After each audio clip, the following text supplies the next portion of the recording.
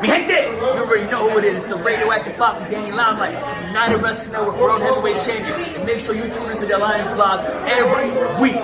You heard it here first. Straight from Papa. They want NWA? Let's give them NWA. Who are those guys? And then there's the other guys. We're the other guys. We're the guys nobody ever bets on. The following program is intended for mature audiences. Ladies and gentlemen, welcome to the show. It's time for the Other Alliance Guys podcast with your hosts, Tim, Dave, and Jeremy. Good morning, good afternoon, and good evening wherever you are in the world, and welcome to another edition, episode 34. You can believe it or not, 34 of. You're on mute right now, Jared. Just so you know. Oh, of the Other Alliance Guys podcast, a presentation of alliance-wrestling.com, your number one source for news and information around the NURPLE Wrestling Alliance. I mean, the National Wrestling Alliance, and United Wrestling Network, and various independents around the world. My name is Tim. I go by the handle of Alliance Gold, and Mama Gold told me to go around the world and find myself the greatest podcasting tag team in the history of the world. And I've come back with gorgeous Jeremy and Diamond Dave Scooby, the Midnight Express of podcasting. How are you guys today? Doing good. Oh, man, these introductions get worse every single time. oh no. We're just sitting our stride. That's it, yeah. We're just getting into it now. Think about how insane we'll be at episode 68 or whatever double is right now. Listen, we got a good show today. We're going to talk about, what are we going to talk about? NWA USA from this past Saturday and what came out of there. Jared's got our Championship Wrestling from Jeremy with the UWN recaps of Championship Wrestling and Memphis. Yep. Both good shows this past year. Yeah. And Dave, our fantasy booker, and our I Respect You Booker Man segment's going to talk about whether or not the Mexico City The World is a Vampire show is going to have any lasting effects on the National Wrestling Alliance. Russ, we're just going to have a quick round table about, what's your favorite NWA feud of all time? I think I had originally posted this up to say, hey, what's your favorite moment of all time? But there's just too many moments. But Yeah. we'll talk about that in a sec. Hey, on Power Guys, which of course the original Alliance guys, the A team will be talking about tomorrow night at 8 p.m. Eastern. They, there was a couple of people from the Champions Series coming forward to cash in at NWA 312 for their title shots, including La Rosa Negra cashing in against Camille, and Camille coming out and them having a moment that went from a hug to I will beat you senseless. But also Chris Adonis, the masterpiece, Jeremy, cashing in his shot at the NWA World's Heavyweight Championship. What did you think about that? I honestly, it's a long time coming, right? I mean, this is something that we've all wanted to see as Masters go after the 10 pounds. So this is, I think the Alliance guys talked about this with Puyo the other night, where Tyrus is taking on Daga at The World as a Vampire. And there's just a big size disparity there. And in the honor of Willie, who hasn't popped into the chat yet, who doesn't Tyrus have a size disparity with other than possibly the planet itself? But Adonis is that evening factor. He's a powerhouse. He has slimmed down, but if anything, that's just made him faster and a little more agile in the ring. Mm-hmm. So the he's more well balanced now, I feel, and I'm really excited about this one. And props to La Rosa Negra and Camille's little segment too. That one was good. I enjoyed that one a lot. Yeah, me too. And of the two, those are two good matches. Yeah. But I think those are two good matches, especially with the women's match, Dave. If you know La Rosa Negra, and she's not a mainstream name per se, but if you know her from the NWA Independence, you know that she can go. You think that's going to be a good match? Definitely. I mean, she's going to test Camille, and in testing her is also going to help her along. She's I believe, close to at least a 15, if not 20-year veteran. Yeah. She's been wrestling for quite a while, and I mean, she wrestles anybody and everybody. So I mean, size really doesn't matter.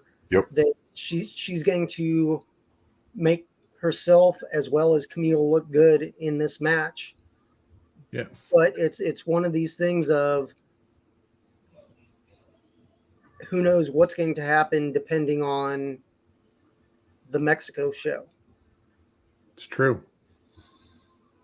Because I mean they've taped for the next couple weeks, plus I believe they're going to be taping the Mexico show, and if anything they can use that for at least another Power and USA episode, if not show it for 2 Powers or do a Power Surge or something that they'll have at least 40 minutes per show if they split it up. Yeah.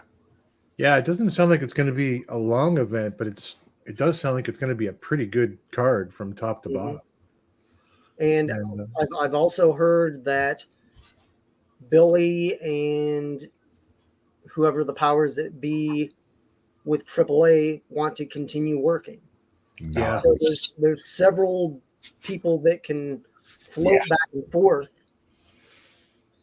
And if they have their scheduling done the right way,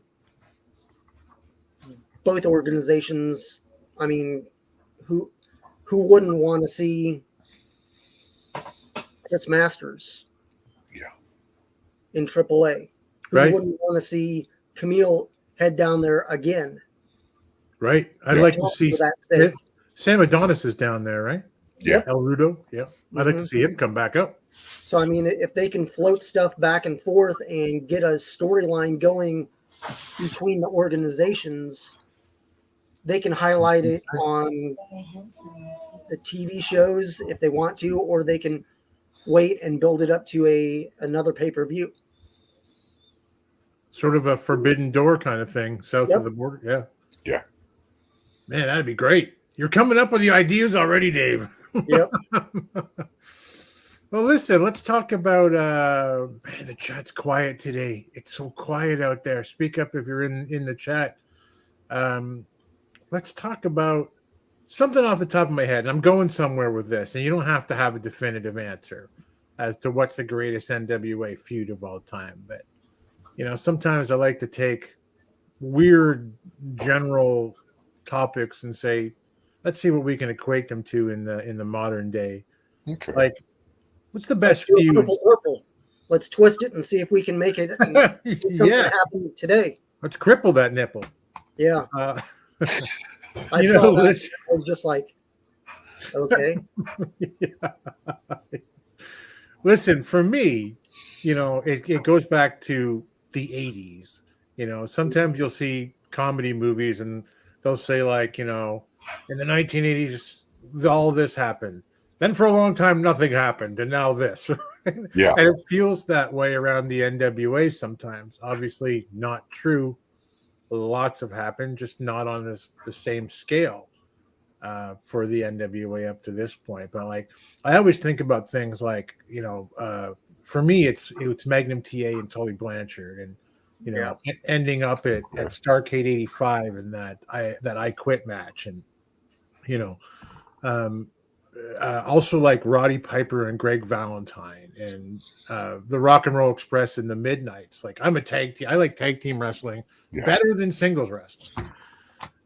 So for me, it's the Midnight Express, you know, and the rock and rolls. Dusty and Rick, or Dusty and Tully. What about you guys? What do you guys think? Go ahead, Jeremy.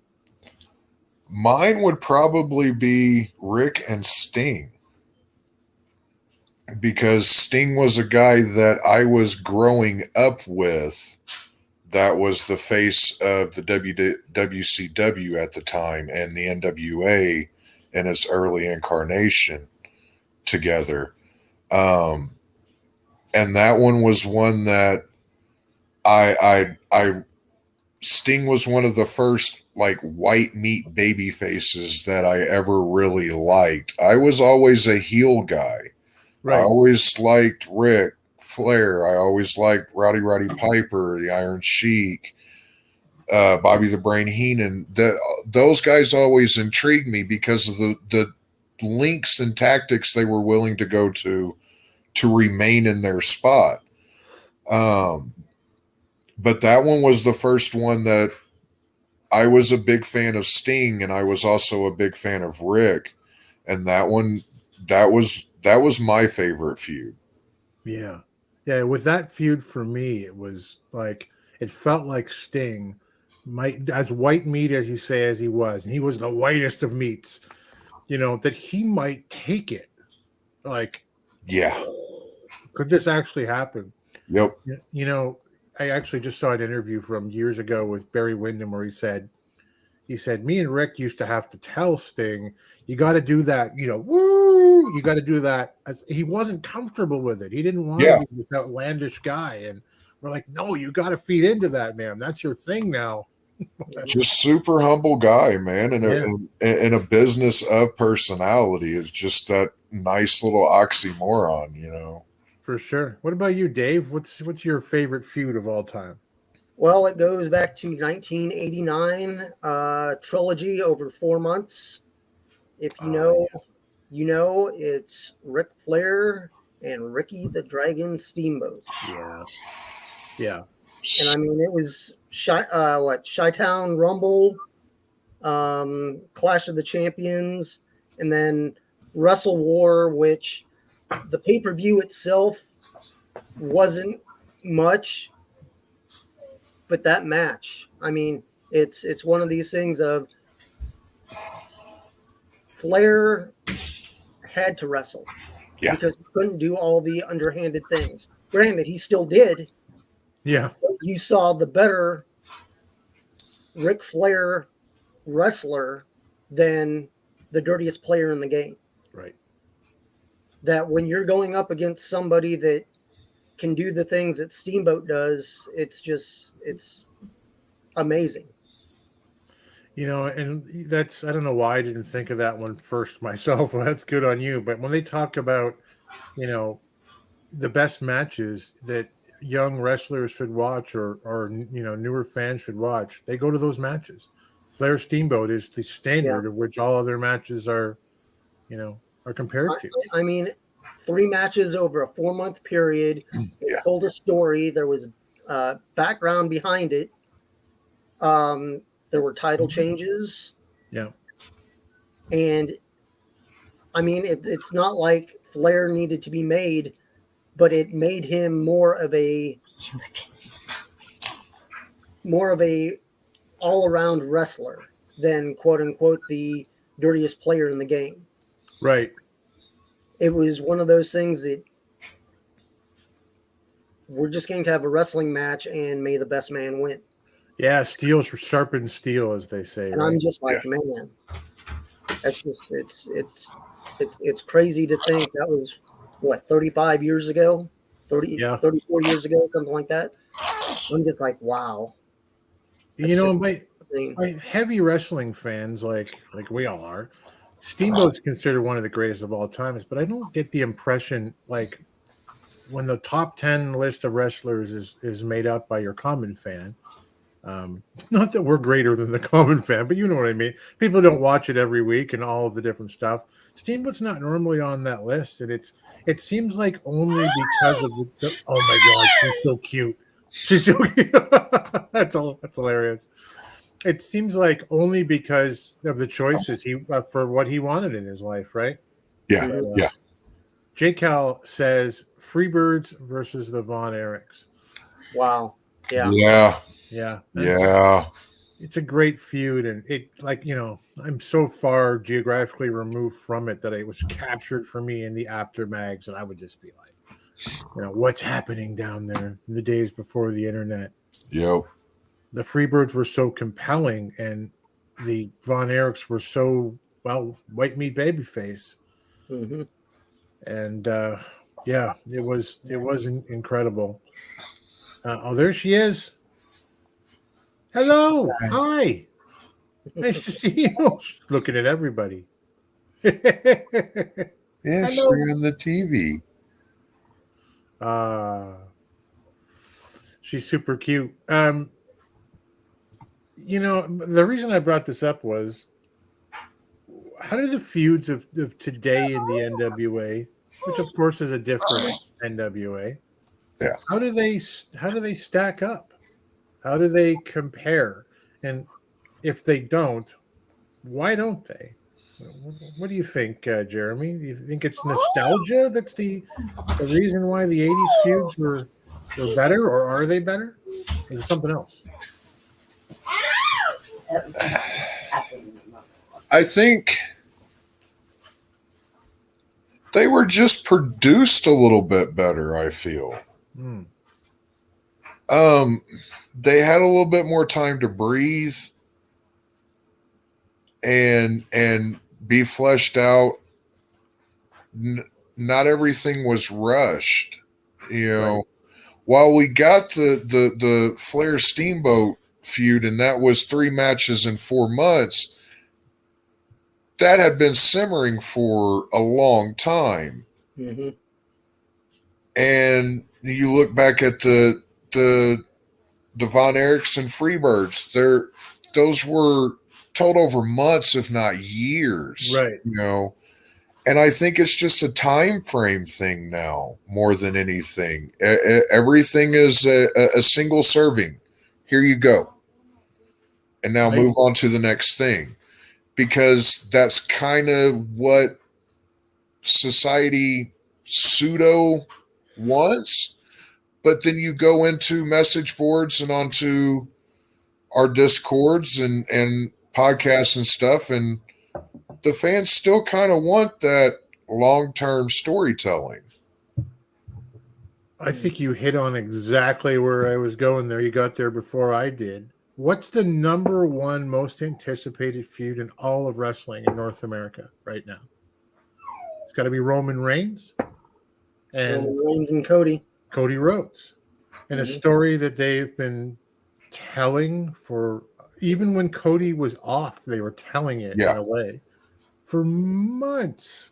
You know, they're taking, I think why it stands out is they've taken a single wrestler in Roman Reigns. They've made him a relatively unbeatable champion. They put the title on him for a Ric Flair length of time, a Bruno Sammartino length of time.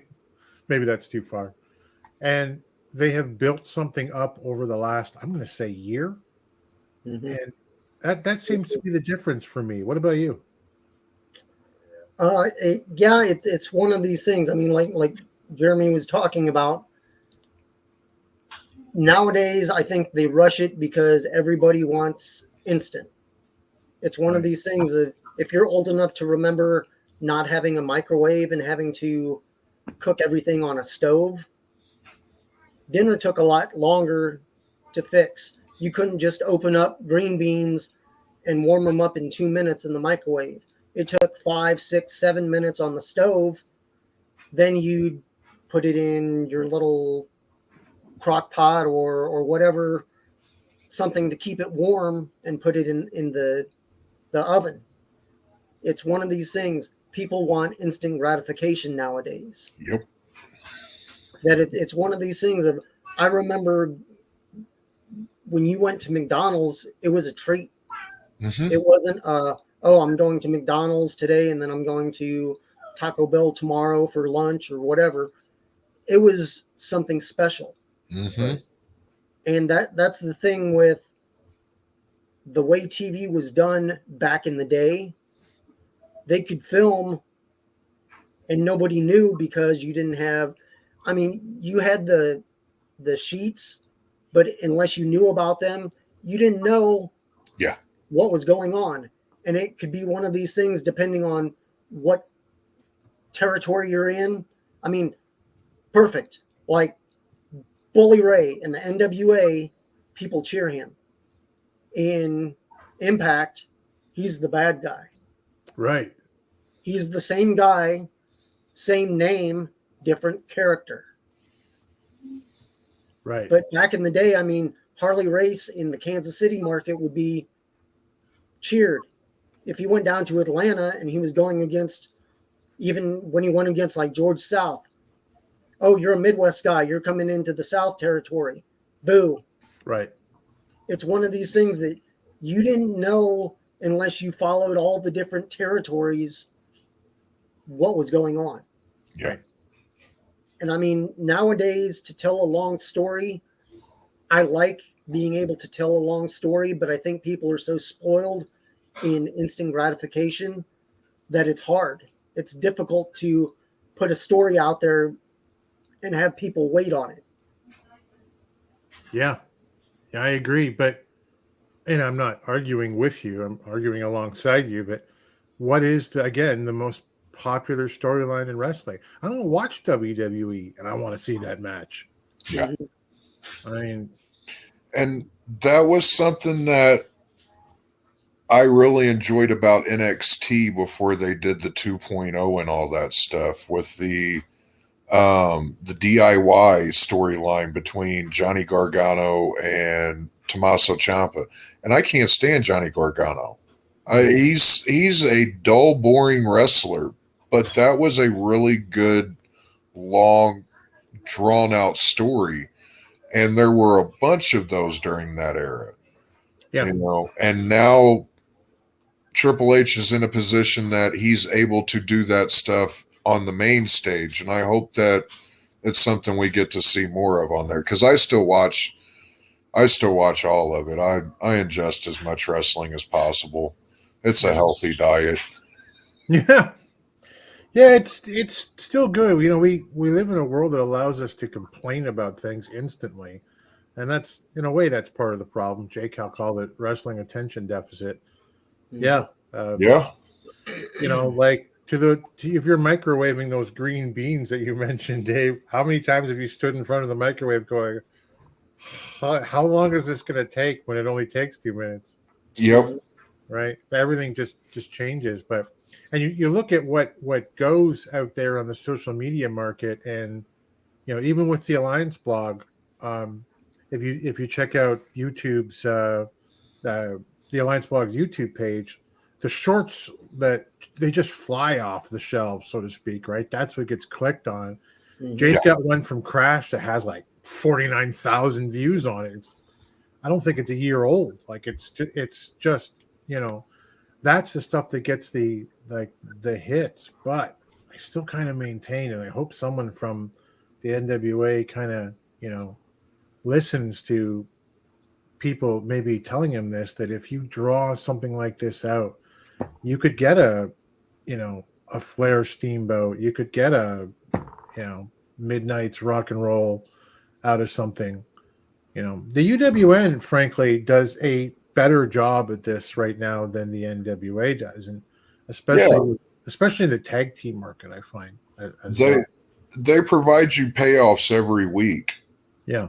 You know, without ending anything. Right. And they figured it out, I think, around belts. Just kind of realized that this week, like with, Jack Banting, like the previous week, you know, come like it's all of a sudden it's like, boom, hey, new TV champion, right? Yep. But they draw out, you know, Danny Limelight. They keep Midnight Heat active with Reno Scum, or, you know, I think who are they going up against? Irvine. Oh, the Mighty O'Neill, right? Yeah. So it's going to be, I just think they do it better. And I hope that somebody figures out some of this stuff down the road. I guess I was mostly just musing when I came up with this, and it's fun to talk about. Well, and another thing with that Jack Banning match with Jordan Cruz where he won the belt, if you think about it, they created another storyline in that match and extended the storyline out between Judiz and Jack Banning. Right. They created the storyline, a new storyline between Judiz and Jordan Cruz. You're right. You know, so not only did they extend, but they added another layer as well. And that's just good storytelling. It is. And that really, I thought that loss, which we'll talk about UWN later, but I thought that loss to Jordan Cruz really helped Jordan Cruz. Yeah. Oh, a ton. He It grew made him in look that like match. $1 million, honestly, because Jack Banning he'll stop at nothing. That's what we've been told for the past yearish. Right. You know, so yeah, he looked like $1 million coming out of that, I felt. Yeah. It's fun to see, and you know, not to repeat myself, but hopefully we'll see more of it around the NWA. Jay says they tried Flair versus Rhodes. Yeah, I mean, if you mean to stretch it out, I think Flair and Rhodes is one of the greatest rivalries of all time. Yeah. I mean, we weren't talking about matches. I couldn't remember more than one Flair Rhodes match that made me go gaga, but it was an amazing feud. Yeah. What did he say here? The best two feuds NWA's had. Strictly ignore my comments. That's what you're saying.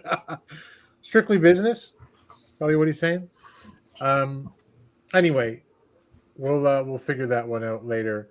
Hey, listen, we are going to we are friends with Rick Del Santo over at the Pro Wrestle Zone, and we're we'd like to spend a couple seconds just kind of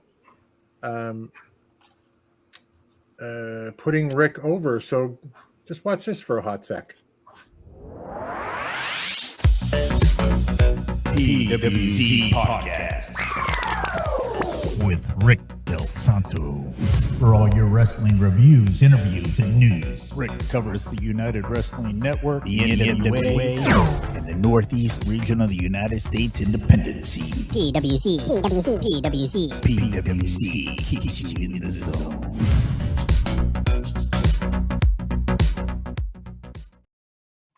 We're going to be seeing Rick, Scooby and I anyway, in the end of the month over in New Jersey for a pro wrestling event, the Dangerous Adrenaline Wrestling Gladiators event in beautiful uptown rustic Glassboro, New Jersey, on the 25th. And so, if you check out Rick's network, and he's got a lot of followers.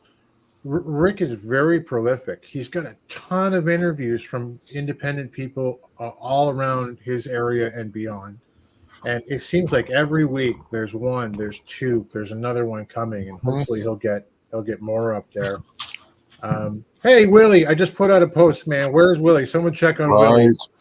We were all worried. Willie. DKM is here. And Willie, did you ever get your power back on?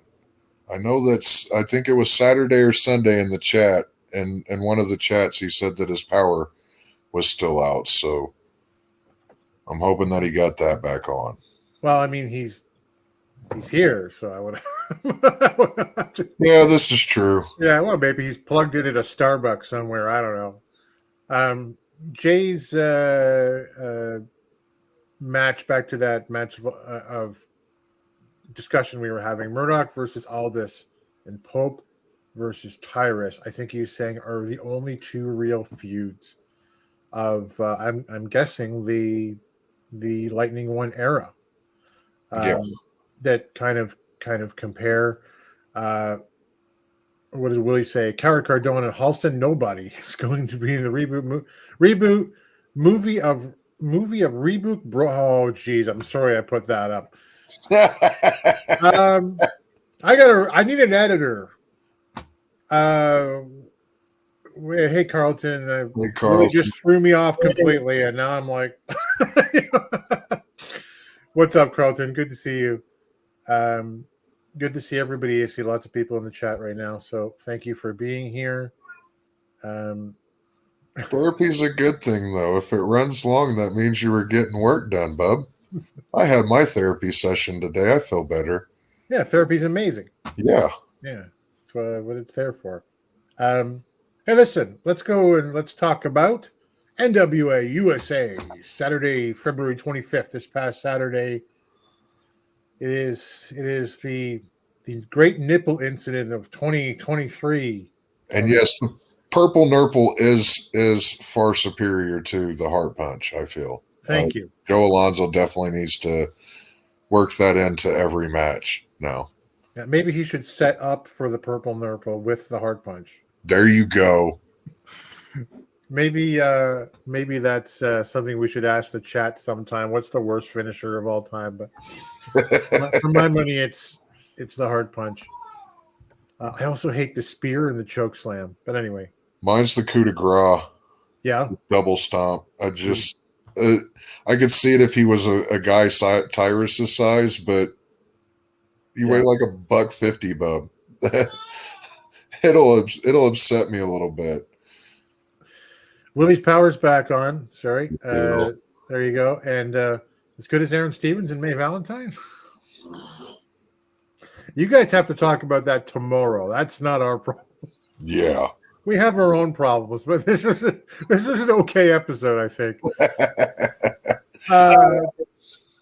We start off right off the bat. PJ Hawx, the returning, I want to say PJ Hawx because it's been a hot second since we saw him, taking on Joe Alonzo with, of course, his new manager, his new business partner, or whatever you want to call him, Jamie Stanley.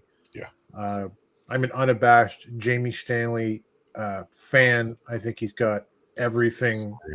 Yeah. I think he's got everything you need to be a superstar. So this one starts off good collegiate display from PJ. There's and Joe, and there's some cheap shots from Joe to equalize this for pretty quickly. You know, he takes a lot of time with his moves as an arrogant heel. Like Alonzo looks like he's been wrestling for years longer than he probably has. He's not old enough to have looked this good. Is PJ the best babyface in the NWA, by the way? I mean, yeah. If he isn't, he's really he's is. close, right? Yeah. He really is. Joe with a lot of strikes and turnbuckle tosses. There's a great back suplex onto PJ. And, of course, the aforementioned purple NURPLE as Jamie Stanley kind of takes a selfie with his phone as that's going on. That was fun. I hope he posts that photo. I do too. Yeah. I'll have to look it up. Anyway, PJ comes alive on an opportunity with a drop kick. He does his deadlift suplex because he's all about power as well as technique. And there's a cool gut wrench suplex to follow if you guys remember that particular scene. But PJ goes up at the end. He's distracted by Stanley. He's caught and he's slammed. And then there's a whatever Joe Alonzo calls his version of the stroke. And he's pinned basically clean with the distraction, if you want to say, I didn't see Jamie Stanley get physically involved. And he gets the pin. I thought it was good to see Alonzo back, Dave, and or not Alonzo, PJ back, and nice to see Alonzo get a win. Yeah. Definitely. I mean, if they're going to use Joe along with Jamie Stanley as his manager / business partner, they need to build up some wins. And I mean, PJ losing really doesn't hurt him being the way he lost. Plus, he's a tag wrestler. Yeah. He can still go singles, but he's more known as tagging with his dad. Yep. So it's a loss, but it doesn't damage him as it would a regular singles wrestler that is just wrestling for him and himself alone. But Right, I agree. It was a good match, and I like that they're actually building Joe Alonzo back up after he's had a couple losses. Yeah. And just as Dave points out, Jeremy, like I didn't come out of this going, "Oh man, PJ lost. That sucks for him." I'm like, good match, good showing by both guys, and I thought PJ looked strong even in defeat. Oh yeah. I like the pairing of Joe Alonzo and Jamie Stanley together. I, like you, am a huge Stanley fan. Yeah. I also like that Alonzo kept calling out Tim Storm. Right. It's a why, but also a why not. I got that. Tim is a former world champion. As far as we know, isn't getting back in the ring, so it's another good heel move on Alonzo's part. PJ looked like $1 million in the ring. A few more years and a few more pounds, and that kid's going to be, if he's still wrestling, if he doesn't go the movie route and more into the stunts and that acting and stuff, this kid's going to be a huge fucking star. I mean, he's just too clean in the ring. Both of them, really. Like you said, they haven't been wrestling for as long as it looks like they have been. Yeah, it's true, isn't it? And Yeah. you know, he's a can't miss, like just like you say, PJ, and you know, Alonzo, as we all follow him on social media, manifesting this whole NWA thing into reality. Very cool. Good opening match here.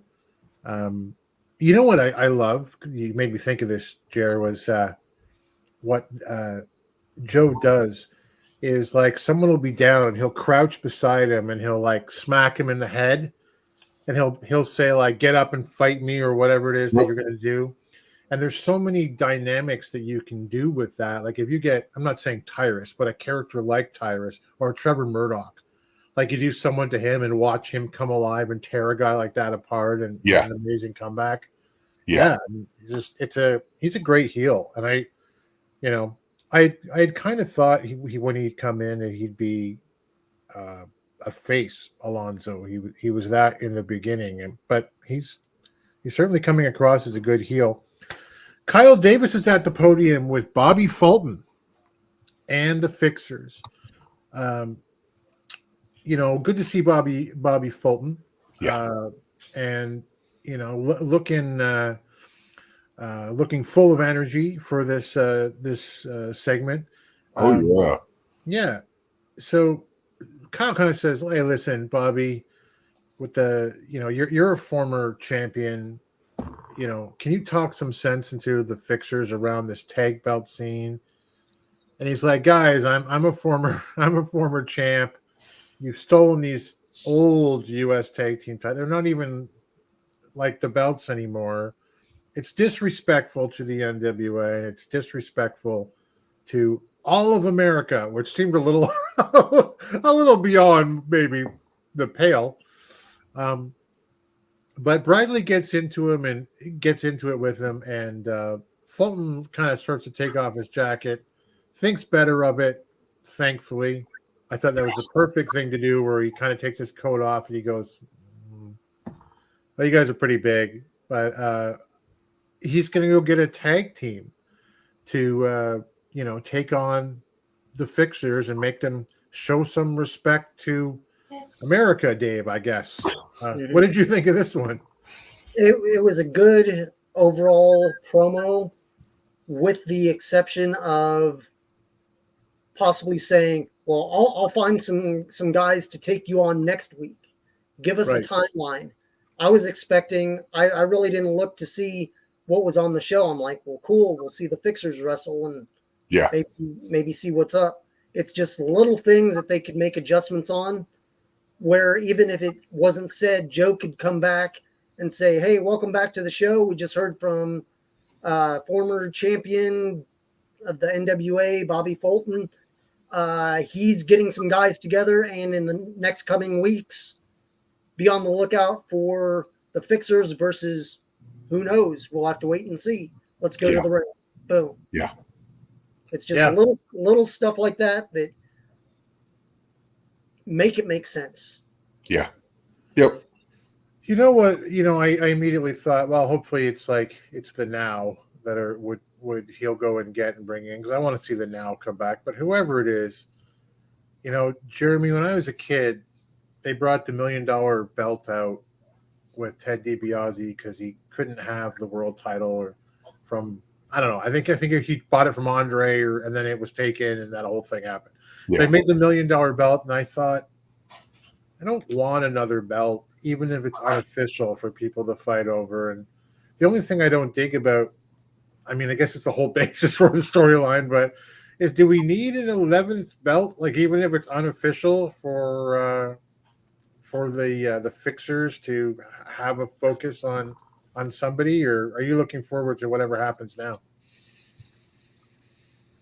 No, I kind of am, because it gets Bobby Fulton and some exposure, and it's Bobby Fulton.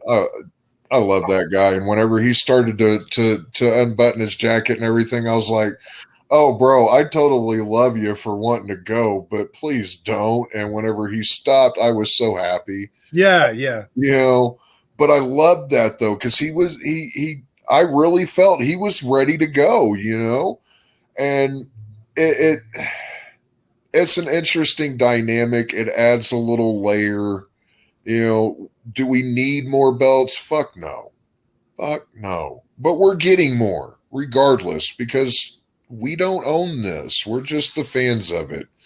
Billy wants to pour his money into belts and metal and leather and watch guys and girls strut around in them. Go for it, dude. It's your money. I'll talk about it every Wednesday. Yeah. By the way, as Jay mentions in the chat, Jay recently, just a week ago, I believe, had an interview with Wrecking Ball Legursky. Very good. On YouTube, on alliance-wrestling.com as well. You can see that interview on the YouTube channel. It's a good interview.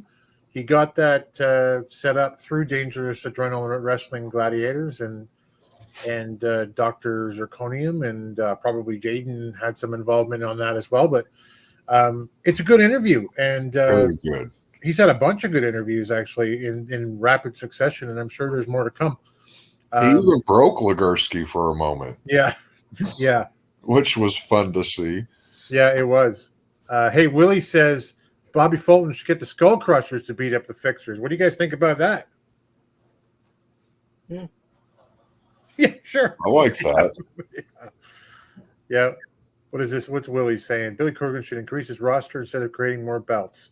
Yeah, I mean, the roster's pretty big. I think it has. I totally hear what you're saying, and I think it's probably more about the taping schedule and the amount of time they have on TV for different talents, right?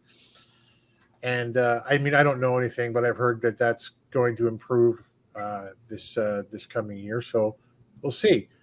Jay says, I blame the Country Gentleman for bringing those titles to the ring. I do too. Yeah. It was a stupid move. Yeah. I mean, boy, I wonder if they ever look at it and go, boy, neither one of these belts are great, but we got the shittier version. Right. I don't dig those gold and red belts at all. No. Yeah. Because everybody knows that I know that Jay agrees completely that, a black strap championship is better than a red strap championship. Right, Jay? Thanks for agreeing. Hey, it's connecting people through wrestling. This guy's great. Aloha to you. Yeah.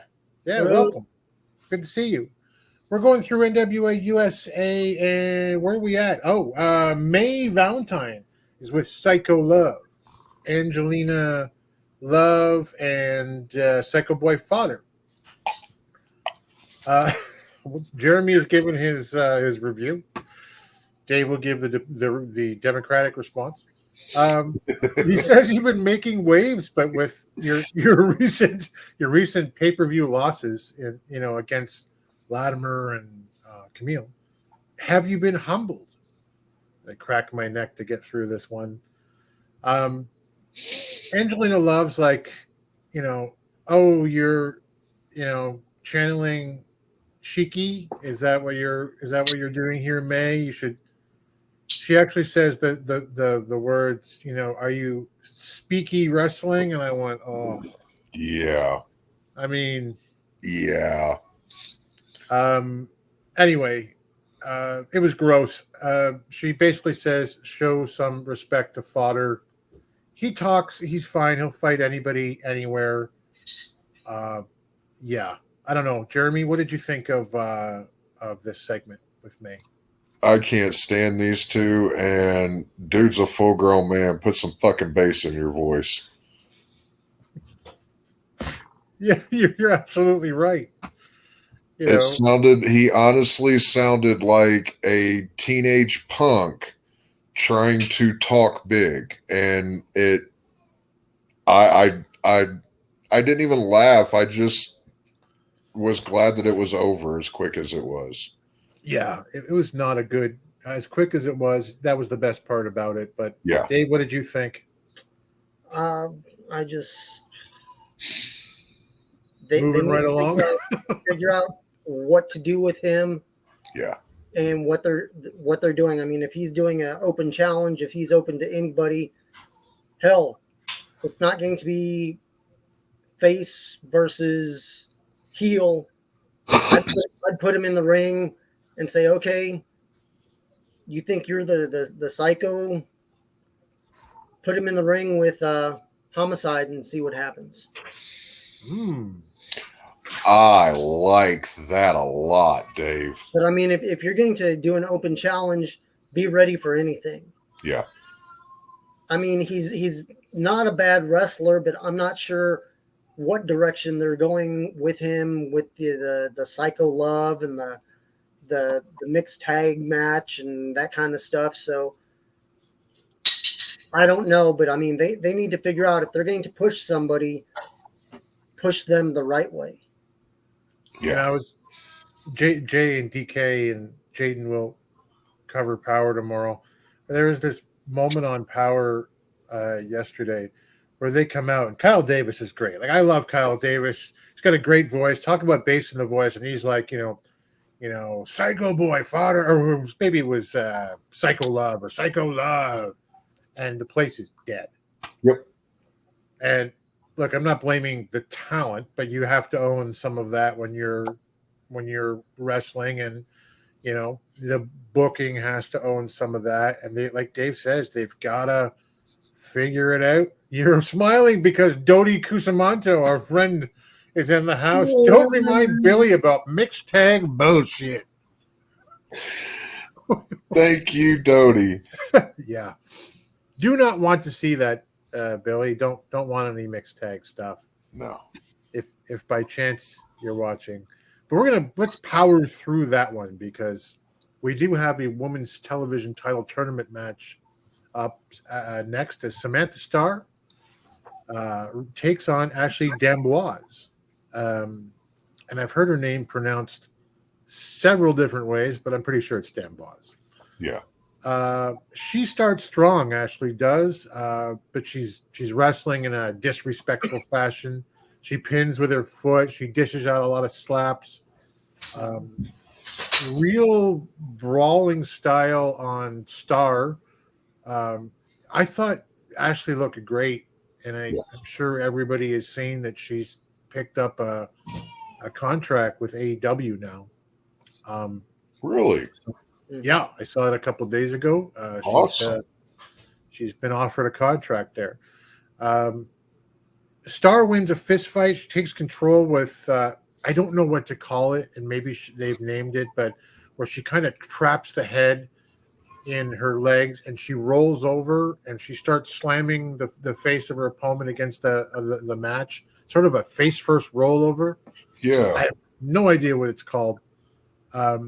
She hits an X Factor for a 2 count, There's a Samoan drop for another 2 count. Ashley hits a jawbreaker to get back in this match, and she blocks a sunset flip, sits on Star, and uses the rope to pin her without being noticed. And having picked up that contract, Dave, I kind of wondered, how far is she going in this tournament? Did they know this beforehand? What did you think of the match, and what do you think about that potential implication? I mean, it to me, it was a good match. You have some young talent in there. Whereas if I were doing the booking, I'd try to have matches where you have more of a veteran or someone who's more experienced to work with a newer talent. But I mean, putting them in there, it's one of these things of sink or swim. Right. That it may be that Samantha Starr got there because of who her mom is and who her family is. But once you're there, I mean, she has improved since the first time I saw her. Yeah. So, I mean, if she can build with the legacy of her family being in the NWA back in the day, and she's a second generation, and she can go, I don't think the loss hurts her as much. No. But I was surprised that Ashley won, and then when I saw that she was signed or at least offered a contract, I'm like, well, it's a stepping stone. The NWA is a stepping stone up or back down. Right. There's several people that have moved on to better things, or people have come down to the NWA because they can't do the full-time thing. Right. Yeah. But it's one of these things. It's going to be a surprise because I know people that have been at the tapings, and they're like, well, hey, I have a whole sheet of what happened. I'm like, do not tell me. Yeah. I want to be surprised. It's one of these things of, there were pictures taken and sent to me, but it was just of them entering and exiting. It wasn't them with their hand raised or anything. It's just, I'm like, okay, so I know there's some new talent being featured, but it's one of these things of, it's a surprise. And I mean, I'm actually looking forward to the 312 pay-per-view where they crown a new women's TV champion. And I mean, more power to anybody that can move up and on. But I'm glad to see them in the NWA for whatever time. Yeah, we're a AAA ball club, like we've said before, right? We'll see you on the way up and the way down, and we'll have fun while you're here. Jay says, I call it a starburst. Okay. And connecting people, the clanking. Sounds good. Hey, listen, that I love, you know what I like about Samantha Starr, who she's on USA where she kind of should be right now. She's out in the first round of this small tournament, which is great. It's fine. I don't think she lost anything, but I like the angle in the same way that because Jeremy's got me into Memphis wrestling. My daughter loves Memphis wrestling above all other wrestling. Yes. It's Dirty Diana Taylor and the nobody kicks out of her DDT angle that Samantha Starr also has because of her uncle. And, you know, what a great thing that is to have. It's not just my pedigree of my dad, my mom, you know, my uncle. We don't talk about grandpa, but the DDT, like I learned the way to do the DDT that you will not kick out of it. Yep. Yeah. Willie Bowen says DDT is STD. That is the chant down there in Memphis. Yep. Anyway, it's pretty cool. Is there anything else we need to say about? Yeah, what do you think, Jeremy? I enjoyed it. It was a good match. I didn't particularly care for the end. I didn't understand the grabbing of the rope at the 2.5. because Didn't the need it. hand, as soon as she got a hold of it, the hand hit. But other than that, it was a really good match. And like we said, Samantha Starr continues to improve, and USA is the perfect show for her right now. You know, go out there, have 4 to 7 minute match, and you know, get a little bit of exposure. And I enjoyed it. It was a good one. Yeah, it was pretty good. There's the women's TV title tournament has been all right so far. Yeah. One thing I wish that they had done is that they'd had a belt already there for us to see, the talent to see.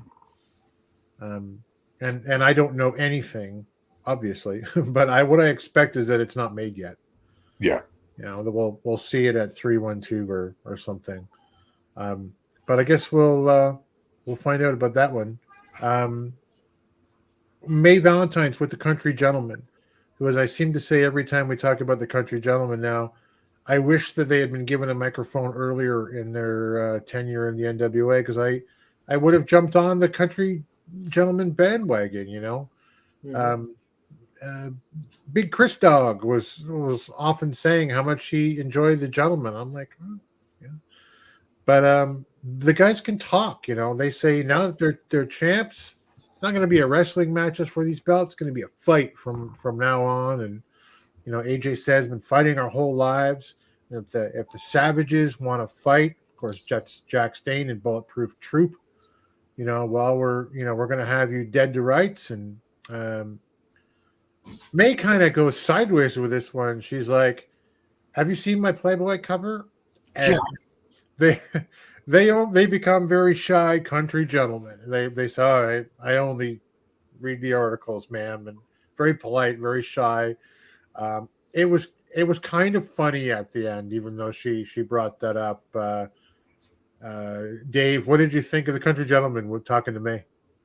I mean, like you said, they can talk. Yeah. So it's one of these things of just put them out there. I don't always have to see them wrestle. They're prolonging the story without having to get in the ring, and that's a good thing. I'm actually looking forward to Team Savage, or the Savages, working together, because I mean it's one of these things of Bulletproof Troop is the newbie, and he has to work with Dane, who Dane is the NWA. He's former, before Lightning, and current. He's been champions, and I mean he alone represents what a fighting champion is, even if it's doing the underhand tactics. Right. He's going to be working with Bulletproof Troop, who is new to the wrestling game, but is a very good athlete. They just need to get on the same page. And I mean, it's one of those that I think Troop is just going to slowly build up.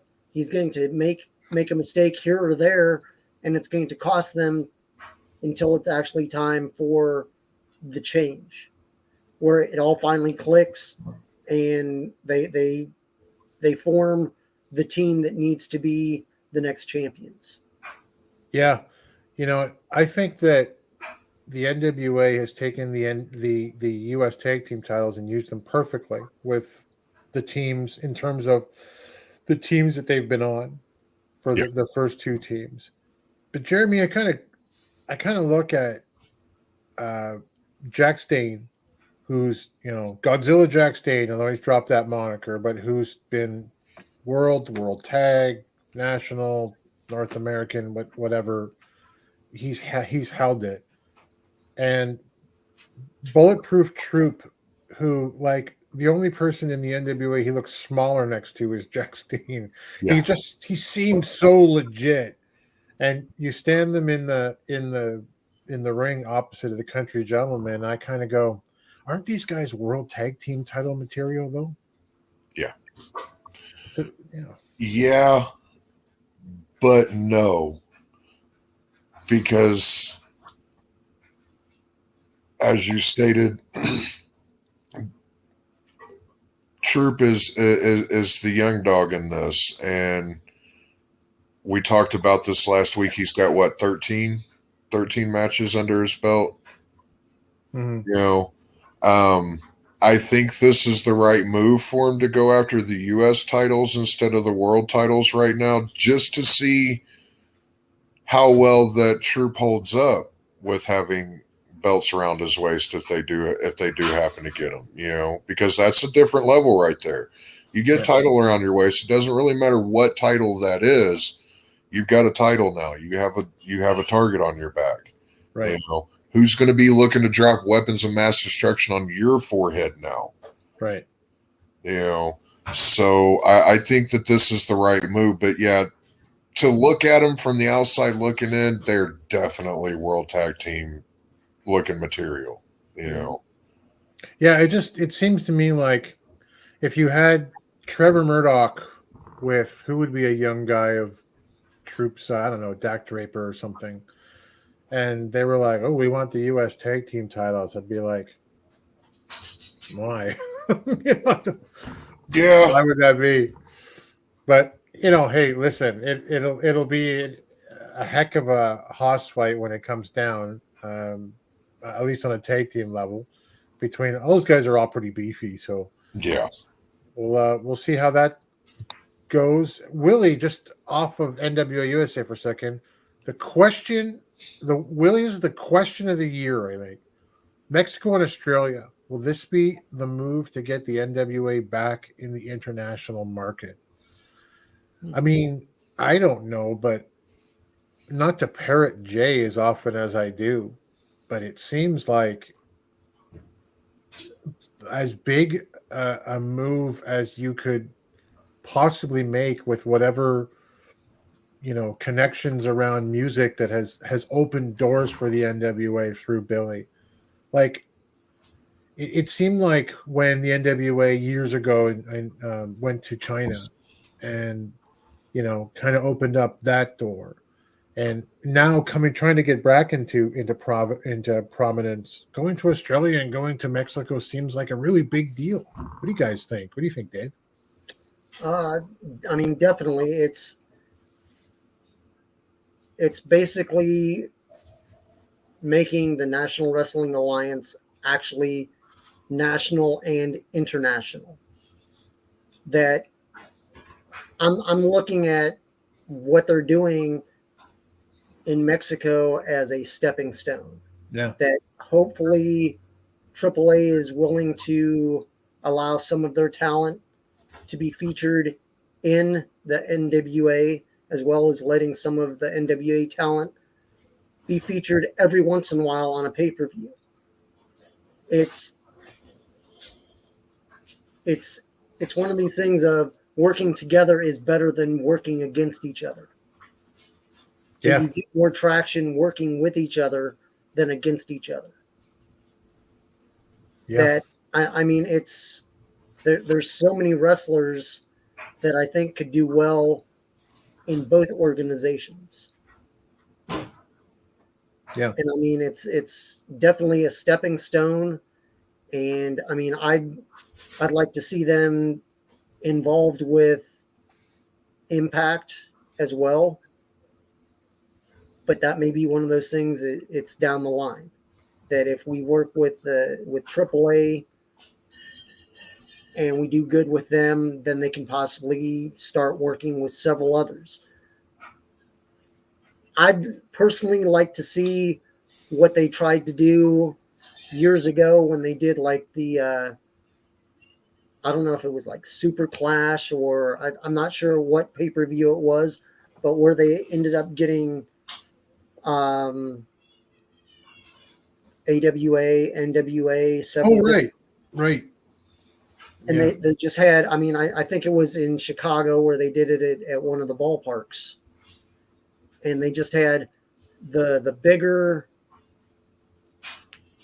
rivalries from each of these different organizations, and each of them had 2 to 3 matches. Right. And then they had like a battle royal at the end or at the beginning or something where they featured all the talent. Yeah. It's one of these things of, if you can't beat them, join them.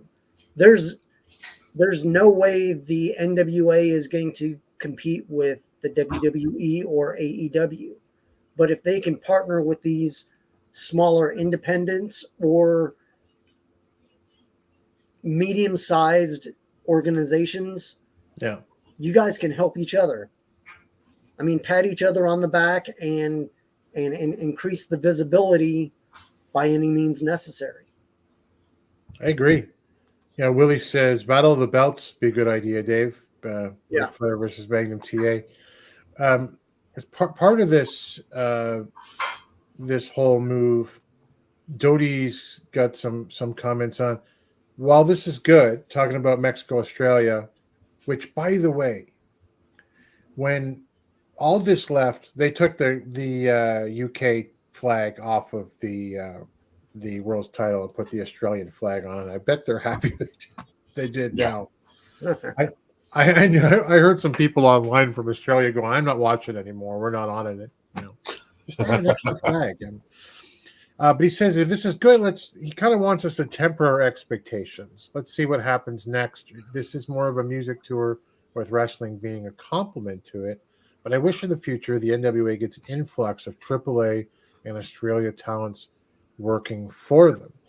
I think you got two companies here, Jeremy, who kind of want the same but different things. Like they both want to do better. AAA wants to show we're number one in Mexico and we're going into the United States and and showing that we got partnerships up there that other CMLL or whatever doesn't maybe have. Right. But I don't know. What do you think? I'm like Doty. I am apprehensive about what may come of it, but I am also hoping that it does turn into more. As we know, AAA is open to working more with the NWA, and I'm not sure. Are there any actual promotions in Australia, or is it more just kind of? Yeah, there are, and if Jay or DK are still in the chat, please chime in. There's a lot of independents, I think, is what you're going to say down there.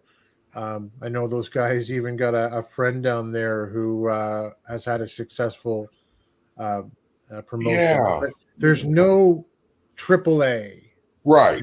For Australia, and to my knowledge, yeah. So theoretically, NWA could possibly be that linchpin in Australia to maybe bring all of them together, right? And then I saw that Doty put in the chat, "The world is a vampire in Japan." Yeah. That why not?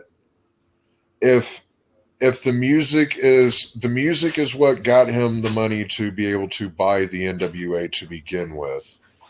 And I've been a proponent since the beginning that he should have been utilizing that avenue to promote the NWA anyways. I realize that they're separate entities and different sides of a coin on in business, but they're still your businesses. So why not combine them together? And now that we're seeing that, hopefully we will be able to see more of the more partnerships come together. I'd love to see, just as a marketing campaign, it would be to have like a single door with a black background, like Forbidden Door written on it or something, and have maybe not Billy, but that'd be okay. But Tyrus as your world champion and whatever, come up, knock the pins out of it, and just take it away with a wink, and like NWA versus All Japan, NWA versus AAA, NWA versus Impact, and whoever the Australian entities are. I think that's 100% the way to go. I think a good one for that would be, like you said, to have it, and then you show it later on, and it's laying down, and it's got footprints, and the treads of the feet are the New Japan, NWA, AAA, whoever is all involved in that. That would be. Why aren't we in marketing? I run a hospital at an airport. I have nothing to do with this. What else we got in the chat here? Dodie says, hey, that was Super Clash 1985, Dave. Sadly, Pro Wrestling USA, which I think is what the whole thing was supposed to be, broke because all the promoters are shit. Work with each other and prefer to backstab each other. Dodie's the man. The Carney just couldn't be subdued in them. Always working an angle. I mean, that's one of those things that if you're going to have all these different companies work together, let's say you have 3 companies working together, promote your best matches within your own company for your champions. Yep. Because you don't want to lose a belt to another organization. Nope. If you lose, if your champion loses their belt, keep it within your organization. Yep. So if there's 3 and each of them have 3 matches, that's 9 matches right there. You have a couple mixed tags, or you have a couple battle royal type things, or you have teams go against each other for a chance at, who knows, like a Crockett Cup type, where each company puts 2 people in. Yeah. Yeah. And you either do single or a tag or something like that. Or it's one of those things that you have to figure out how everybody can work together.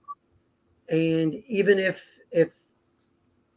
you have somebody be a turncoat, that let's say somebody in AAA turns on AAA and joins NWA. In storyline, in AAA, they're now looked down upon, whereas in the NWA, they may be a great get. So it's one of those things of work together, but within your own boundaries. Right. That if you can cross the line or go through the forbidden door, that's fine. But you have to look at that and say, okay, what's the next step after that? If we lose, I mean, like when Thunder Rosa lost to Serena Deeb, people were shocked. But NWA wasn't doing anything at that time, so it was being highlighted on AEW. Right. But when NWA came back, okay, hey, we need to get that belt back. That's how you work things out, and only have it be 2 to 3 months if there is a title change. So it works in your favor that you'll be working with this company again. And it's not just a one-time blow-off. Yeah. Yeah. To your kind of teams thing there, Willie had said he wishes the UWN could do something with NWA, AAA, Impact, and All Japan. I don't think that you'll see UWN work with NWA. Although there's been a lot of talent exchange, but the problem, if you know, I guess, and I only know what limited stuff I know. It's none of my business really, but there's a management problem there. Yeah, management and ownership, I guess. So, that is what it is. But certainly, hey, man, if that could be overcome, think of the money that could be made there. Dodie says, hey, the reason the UK flag wasn't there in the 10 pounds because the UK was an outlaw territory during the heyday of the NWA.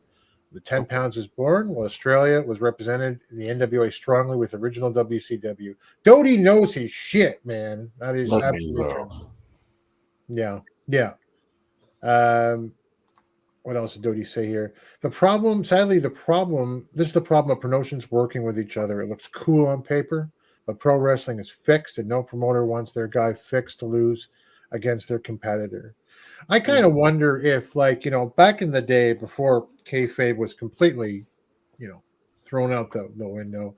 If you saw a match where Ric Flair was going to put his NWA World's Heavyweight title up against Nick Bockwinkel, in the AWA, I'm spitballing. I can't for the life of me remember one. There seems to be dozens of those particular matches, right? I wonder if he went, wow, I wonder if this is the time when one of them is going to take both belts. How exciting. Because today we'd go, oh, that's a final fall to draw, right? We would all see it coming. I kind of wonder if it was different back then.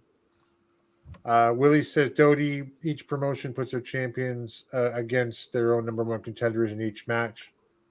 Yeah, it's an interesting thought. Listen, let's go to the last match from USA because no surprise to anyone. We're going long. Billy Cyrus. Billy Cyrus with Pollo Del Mar versus Judas with the Sinister Minister, Father James Mitchell. Mason is so over, guys. I'm not revealing any secrets here. He looks great. He is cheered into the arena. Gally says, and I haven't seen Pollo in the chat tonight, but Gally says that Pollo is really putting on weight. Yeah. Can't say that about a woman. Listen, just as a side, this is neither here nor there, guys. The beads in Judas's hair and wrestling in ripped khakis now, it kind of took me slightly out of it for a bit. It's weird to see him look differently. Yeah. But I know that they're investing kind of like this new, he cannot feel pain bit, so why not freshen up his look? It's fine. But there's a strength battle to start it off, and Judas catches a crossbody from Mason, who's no small, man himself. Kind of hits a suplex. There's a fight outside the ring. Mason's into the chairs. Judas smashes Mason on the ring apron. Back in the ring, he hits a sidewalk slam, and he's talking now in the match. I know Judas, which he's never done before. That's new. He's choking him. He's taunting him. I thought this is something kind of cool. There's a big boot, and what I thought was a cool spot where Thrillbilly goes in, does the up and over, but there's no one there when he kind of lands, turns around, and eats the boot. I thought that was kind of cool. Exchange of blows back and forth as Silas comes alive. He hits a stinger splash in the corner, a turnbuckle elbow before one of his power slams. He does that kind of almost that release power slam kind of thing that looks pretty good. Judas kicks out early at this point and sits up, dare I say, like the dead man himself, the Undertaker, grabs Mason by the throat like the Undertaker, prepares to hit a choke slam like the Undertaker. We get it. And Thrillbilly blocks it with a beard grab. Yeah. Subsequently, there's basically a toss into the ropes. There's a thrill ride, and it is 1, 2, 3 as Thrillbilly goes over like he should. At the end, Minister throws in a chair for Judas to go after him, but Mason escapes with Pollo. Dave, it's a different Judas, as I mentioned, and we know that we've been trying to say, hey, he doesn't feel pain. He feels like a tenth of the pain of a professional athlete, and he's whatever. But he loses. He loses straight up to Thrillbilly here. What did you think of the match and the direction that both of them are going? I mean, the match, I like the match overall, but it's one of these things of if you're going to put it, depending on who you're putting certain people against, they're building Silas Mason, right? The Thrillbilly. Well, to have him go over guys his size, or at least as tall and close to his size, it's a good thing, but then that wrestler needs to be rebuilt if you're going to use that person besides using them as quote unquote enhancement for Right. your bigger star. They're building Thrillbilly, which is a good thing. Judias has been around for a while. To me, he is I'm not going to say a good hand. He's a good, experienced wrestler that can help you build a challenger. Yeah. He's got some weight. He's had some Yes. victories, and he's a good for what you're using him for. He may be a 50-50 wrestler on wins, but he has the size and he can do the big moves when needed to make your champion or your soon-to-be champion look even better than they are. Right. Yeah.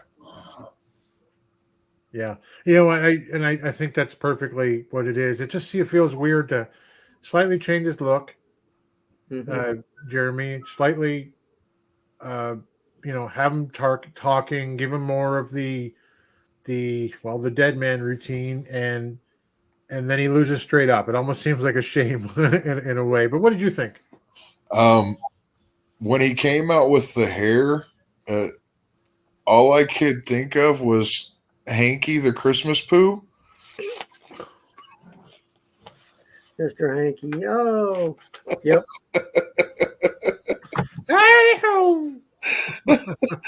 I was just like, it was such a bad dreadlock job. I've had dreadlocks.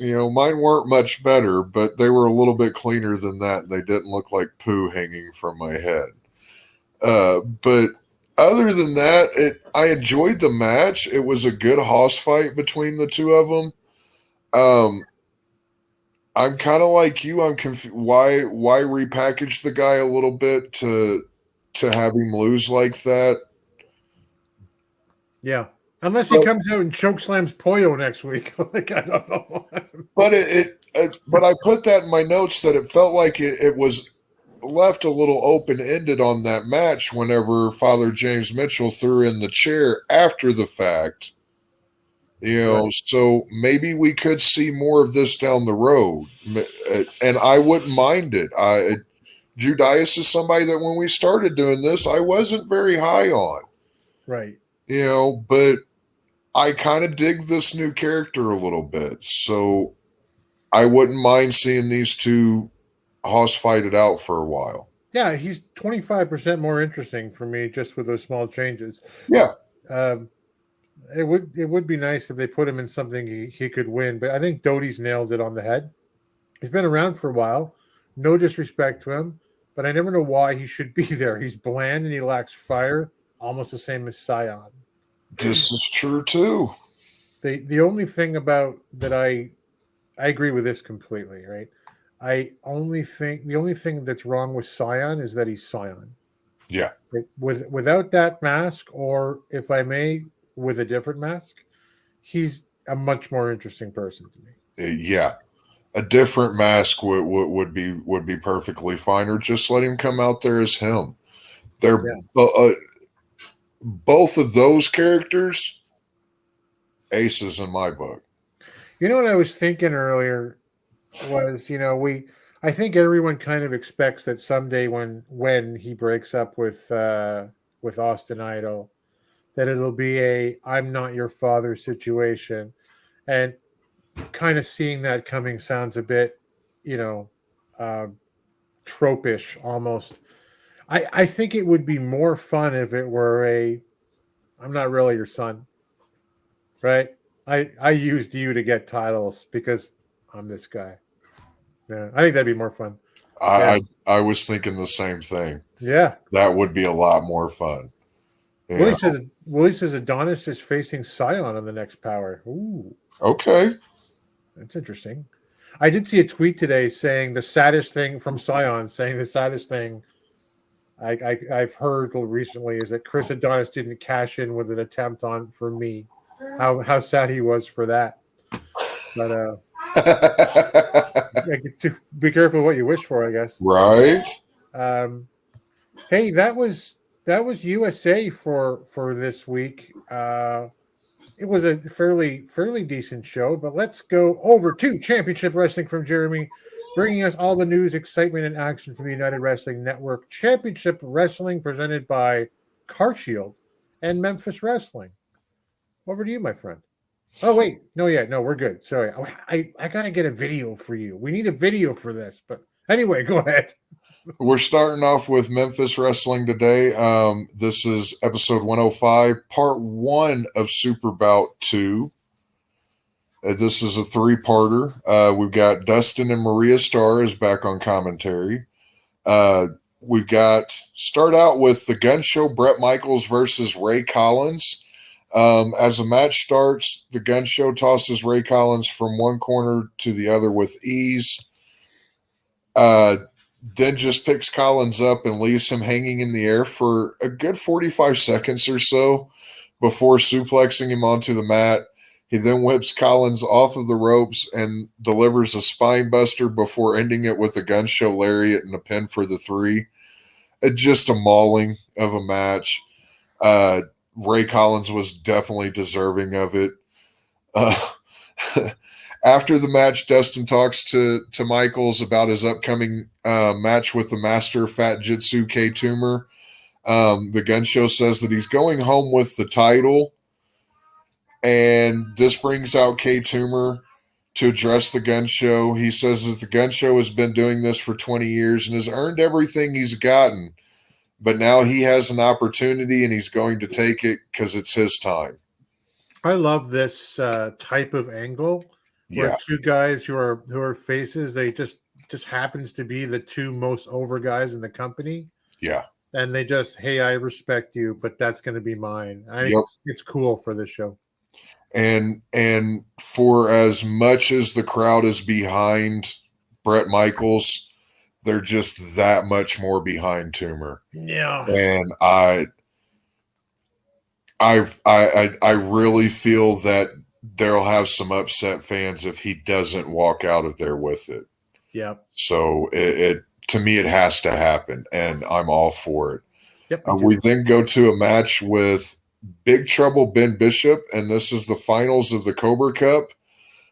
But he's supposed to face Brother Red, but Reverend Ash Taylor comes out instead. And I just realized that rhymes. I'm not a rapper. Brother Red Reverend Ash tells the ref that he won't be needed, and then tells Big Ben Bishop that he wants to offer him a position in his church, right behind him, as a second in command, essentially. Which I thought that was what Brother Red was, but yeah, he's a fake ass preacher, anyways. So right. He then hands Big Ben a pamphlet. I guess it's a mission statement of what the Church of Ash is looking to do or whatever. I have no idea. It was probably more than likely a mailer to sign up for like $5.99 a week. Yeah. Big Ben tears up the pamphlet and throws it at the Reverend and turns around to presumably walk off. But then Reverend Ash Taylor hits Big Ben in the back with his Bible. Ben proceeds to bounce Reverend's head off of the turnbuckles a few times before hitting a big splash in the corner, and then hoists the Reverend up for the meat pop drop. At some point, this became the match, and in pinning Reverend Ash Taylor, Big Ben Bishop won the Cobra Cup, guys. Yeah, it made no sense, and I'm fine with it. I was perfectly fine with it. No sense at all. I never heard the bell ring or anything, but we've got a winner now, and Big Ben Bishop is now another contender for the world title, or I believe any title that he wants in Memphis. But I'm pretty sure he's going after that main title, the Memphis Heritage title. Yeah. We then get Dustin Starr with Hollywood Jimmy Blaylock and the Hollywood Clique. The crowd immediately starts chanting STD instead of DDT. Jimmy is outraged that Mackenzie Morgan attacked him, but promises that Dirty Diana Taylor is going to take care of Mackenzie today. And that match comes up next. Dustin says that McKenzie got a look from the WWE while SmackDown was in town, but right now she's focused solely on Dirty Diana Taylor. Taylor gains control very early on in the match and maintains it for a while. Taylor hits a big clothesline on Morgan and gets a 2 count. From there, McKenzie tries to fight back, but Taylor is proving to be too much. Taylor hits a power slam and still only gets a 2 count. McKenzie's able to break free from a rear chin lock and is able to get in some offense, but went to the well too many times and got shut down by Taylor as she went for another second or third splash into the corner. As Taylor has the referee distracted, Jimmy Blaylock takes advantage and chokes McKenzie on the ring rope. During commercial break, McKenzie was able to gain control as they were coming back from the break. McKenzie hits a German suplex on Taylor and gets a 2 count. DDT delivers a big forearm to McKenzie and then gets her in a double chicken wing. And Jimmy gets up on the ring apron. Just as he's going to crack McKenzie in the face with his cane, she moves out of the way to avoid it, and Diana Taylor takes it instead. McKenzie goes for the cover and gets the 3 and becomes the number 1 contender for the Memphis Wrestling Women's title now. Yep. Blaylock is trying to explain himself to Taylor in the ring after the match, but she walks off, and it looks like the Hollywood Clique may have lost yet another member. And as Willie says, the Hollywood Clique are pricks. Yes, they are. Yes, they are. With Jimmy being the fattest one of them. I love his hat. K Toomer is fatter. Anyway. That guy is he's a trip. I love that dude. He is the perfect heel manager there. He is. You know, we then get a video package from Matt Williams and Prince Gaston. They can't believe that they got beat last week by McKenzie, Cassandra, and Nix.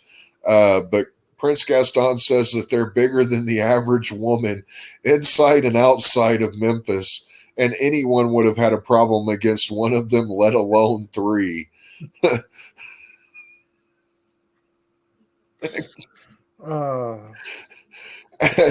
Ellsworth calls Gaston's phone, and Gaston reassures him that he and Matt Williams have a plan.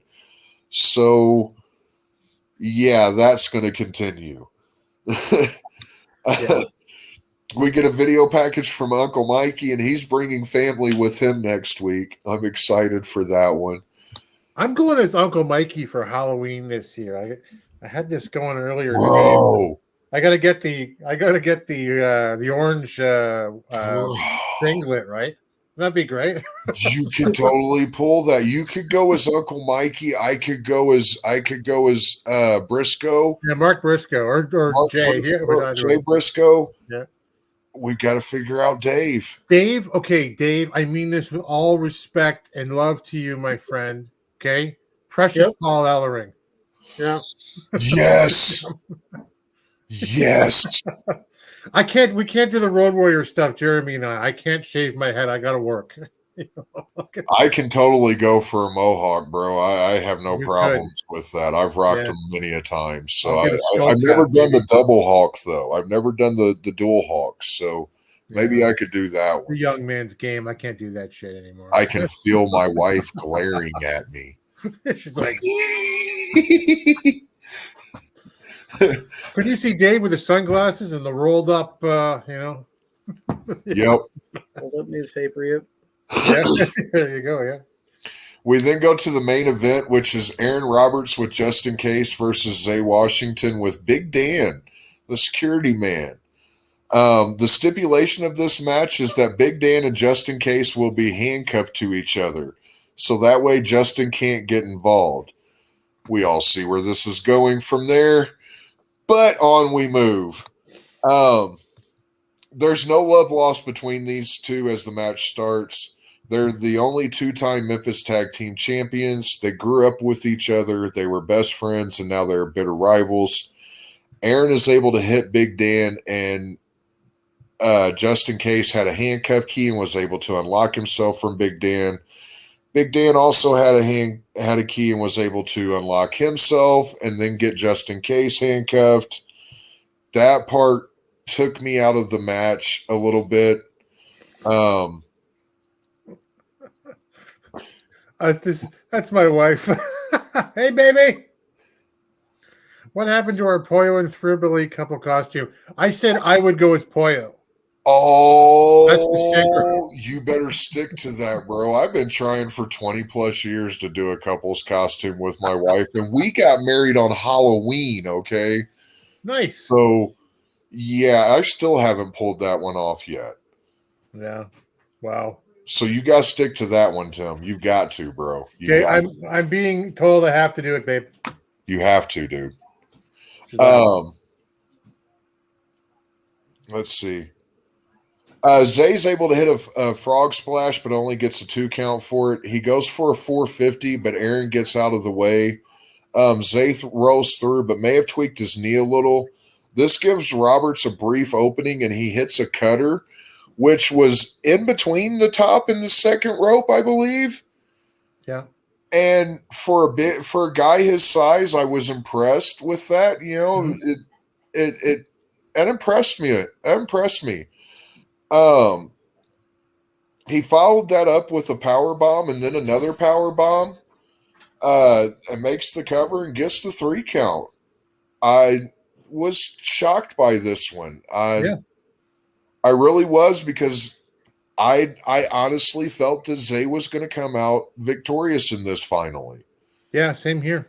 And it just did not happen. And that speaks volumes to what they think of, for me anyways, what they think of Aaron Roberts.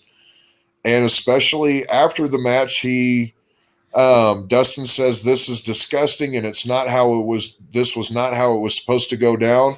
And Aaron real quick tells Dustin, you can get it too. Yeah. And with all the conviction, I believed it. If he had been standing across from me and I'd have been Dustin, I'd have been like,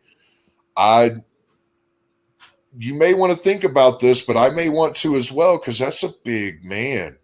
Yeah. Yeah, it seemed like a moment where there was just a little bit of truth in there. Like, you and I need to talk in the back. Well, and I found out that Aaron had been, this is Aaron's comeback. He had been let go, and it was not amicable whenever he was let go. And then he worked himself, he worked himself back into their good graces, you know. So I think there may have been just a little bit of truth to it. And that's always good in wrestling, you know. 100%. But he then goes on to call out K-Toomer and the Gun Show and basically the entire Memphis roster, and tells them that they can all get it. He's the problem child, and he's going to live up to his name.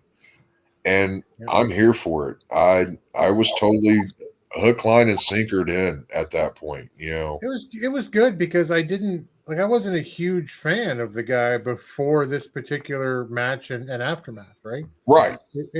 He got some stock with me for the same reasons you just you put out. It was Yeah. good. Hey, before we go off Memphis, if we're done with I think we're done with Memphis, aren't we? Yeah. Before we go off that, the week you were off for this particular show, I don't know this guy, and everybody did. I'll have to look up. Maybe you know. He came in like he had returned to Memphis. Some guy I'm not familiar with. He was amazing. Top to bottom. Jackson. No. I'll look it up. I don't know. Young white guy. Blake Christian. Shooting Star Press at the end. Yes. Man, what an impressive dude. Yeah.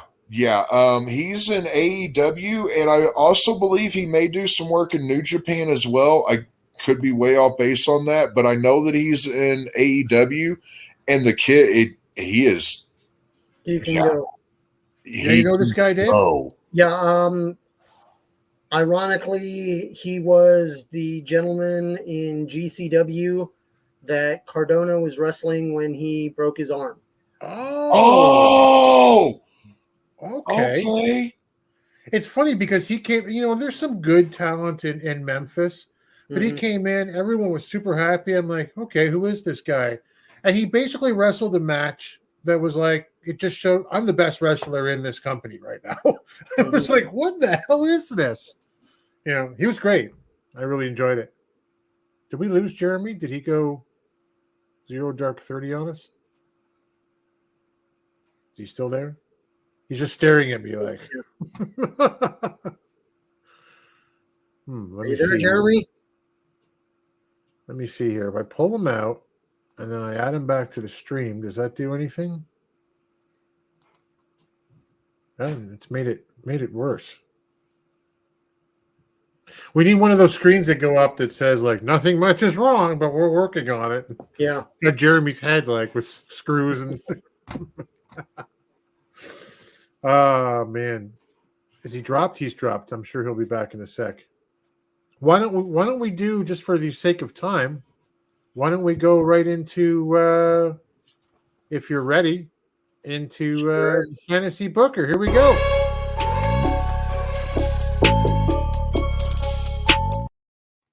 I respect you, Booker Man. Will the Mexico City show have any real effect on the NWA storylines, or are we in a holding pattern, Dave? The way I'm looking at it is we're in a holding pattern until at least 312 takes place in Chicago.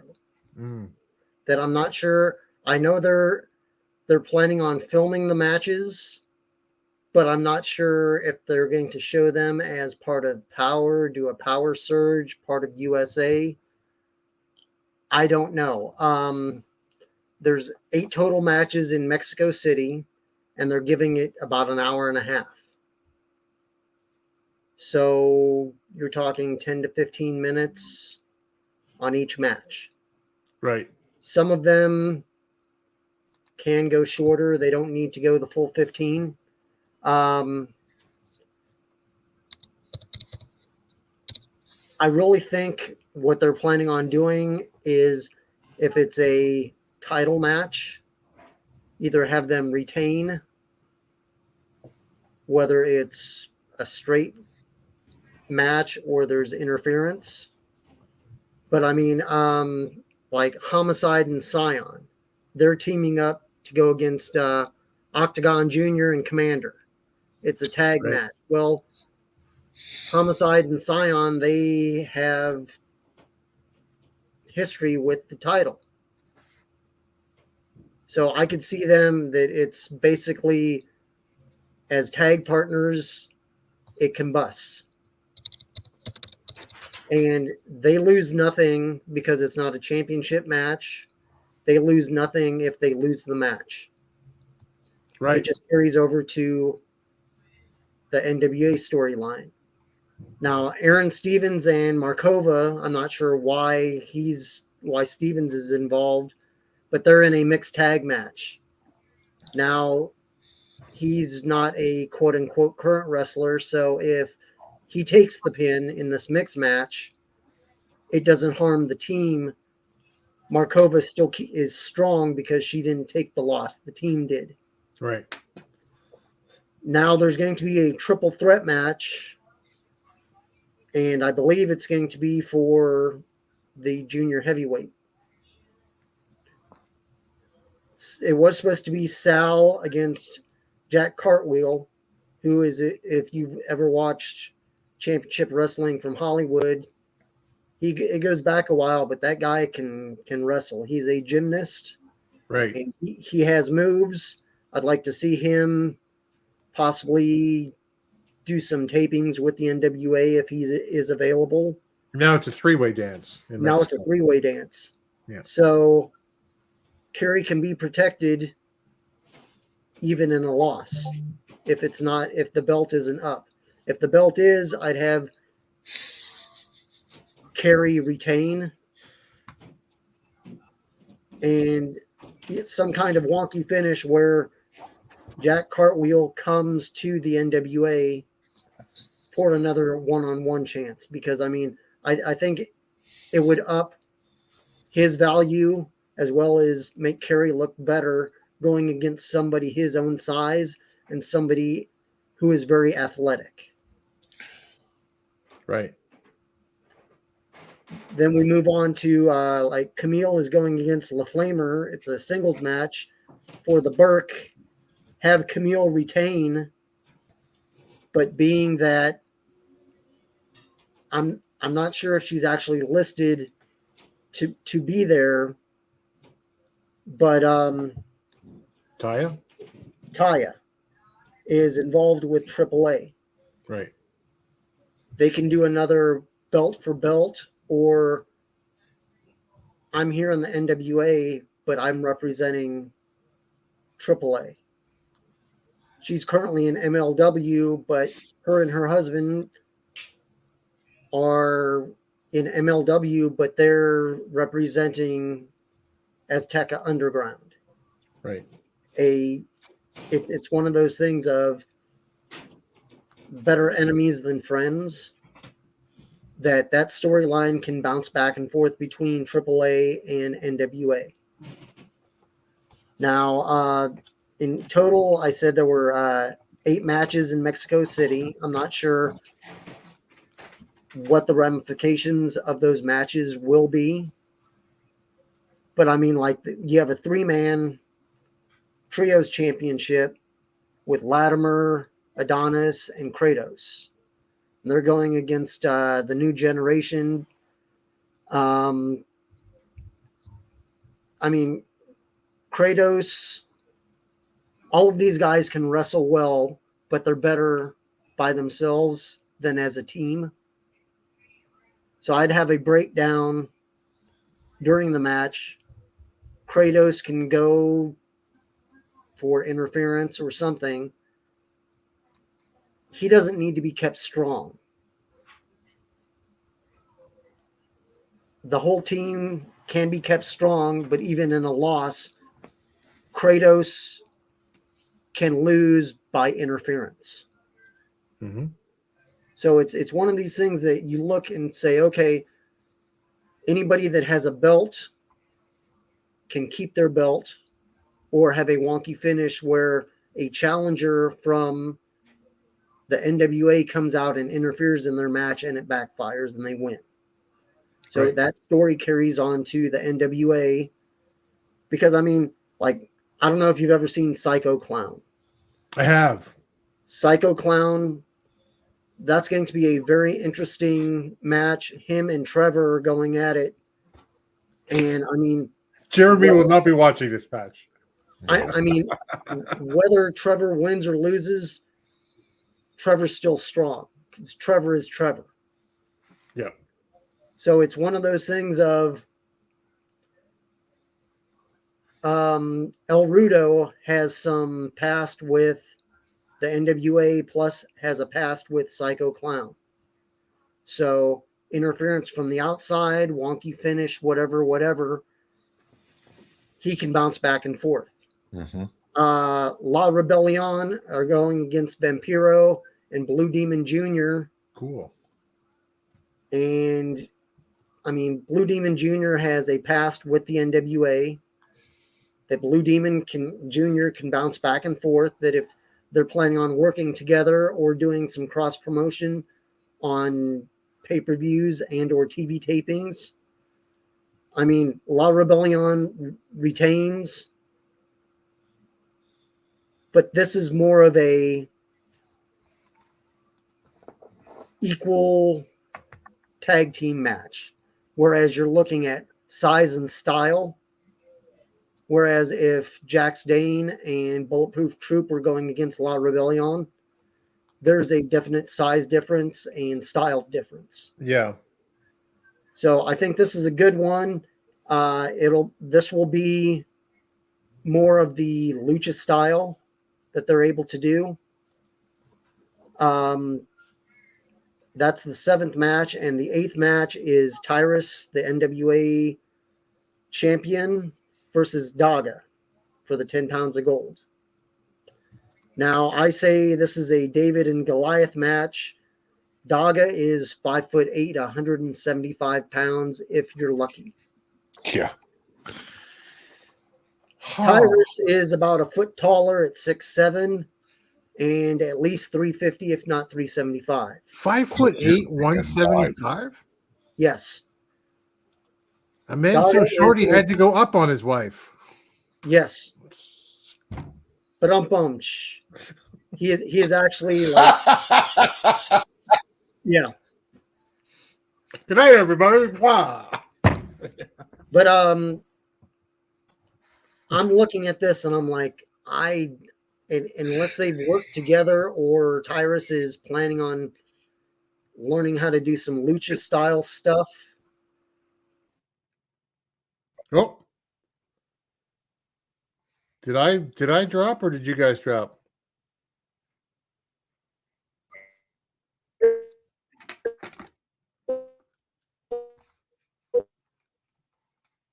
Oh my. I don't know if we've lost the show or not. Hey, here's Dave. Yeah, there we are. That's better. Jeremy's frozen. He's dropped. Oh, there he is. He's back now. we laughed so hard and everyone just kind of froze up. But I mean, in closing, I mean, G's is going to be there. There has to be some kind of interference. Tyrus, I don't think is going to lose to a 5'8" gentleman. Right. I just have that the NWA can look strong by keeping their titles, and some of the storyline needs to bleed over into the next pay-per-view or the next tapings with at least one or two AAA talents. I'm having connection issues bad.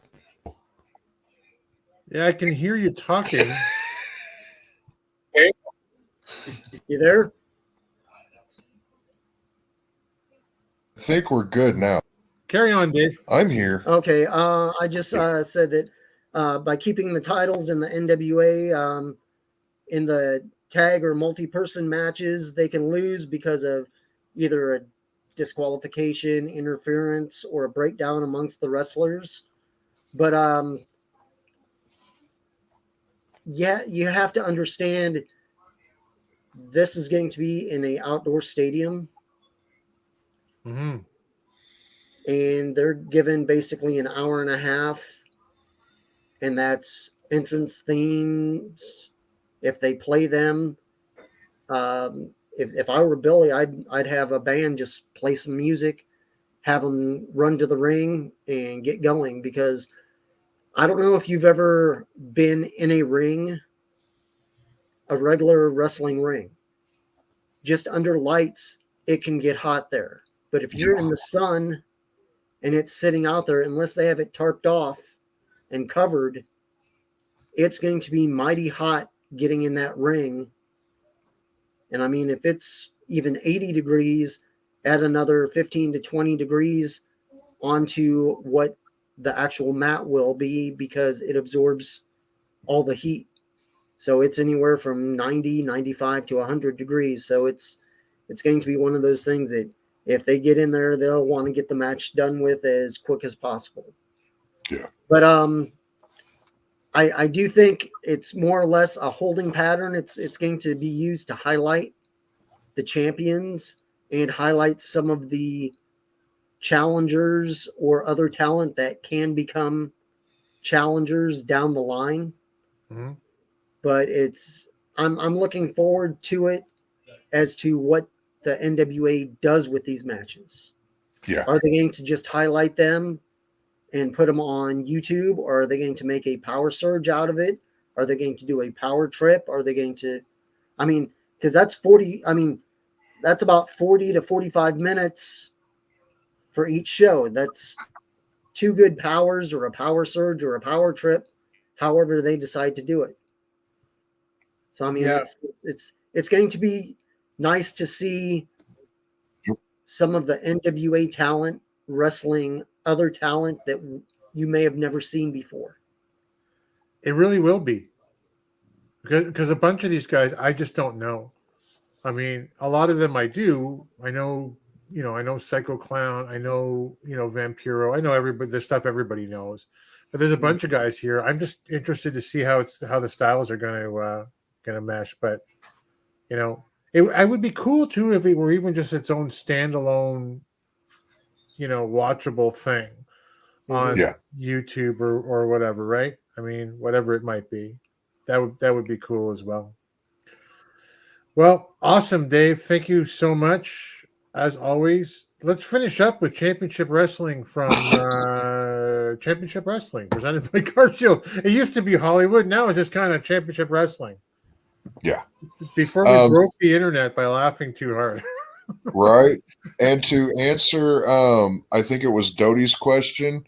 No, I don't want to see Psycho, Clown, Yabo, Doink. No, I can't sleep. Clowns will eat me, bro. I don't do clowns. It's the real thing. My oldest boy's got that, and my mother has a house full of clown figurines, and my son does not go there. No, I am more likely to punch a clown in the face and then run away screaming if one was to pop out on me. I just no. But we start off with a loser leaves town tag team match. Lord Crew and El Primo Henio Tribeca versus Levi Shapiro and Rob Shit McKnight. He has a name now, Rob McKnight. Okay. Still calling him Rob Shit. Show. Rob Poop. Rob Poop. Rob Poop. McKnight starts off against Tribeca and floors him twice, once with the pounce and another with the lariat. He tags in Shapiro, who gets a 2 count. There are no managers at ringside for this match. Tribeca makes a tag to Lord Crew and is able to hit him with but Levi gets him and hits him with a scoop slam. Things break down at one point with all 4 men in the ring. McKnight's able to clothesline Lord Crew to over the top rope to the floor. Unfortunately, El Primo Henio takes out his own man as he attempts a tope suicida.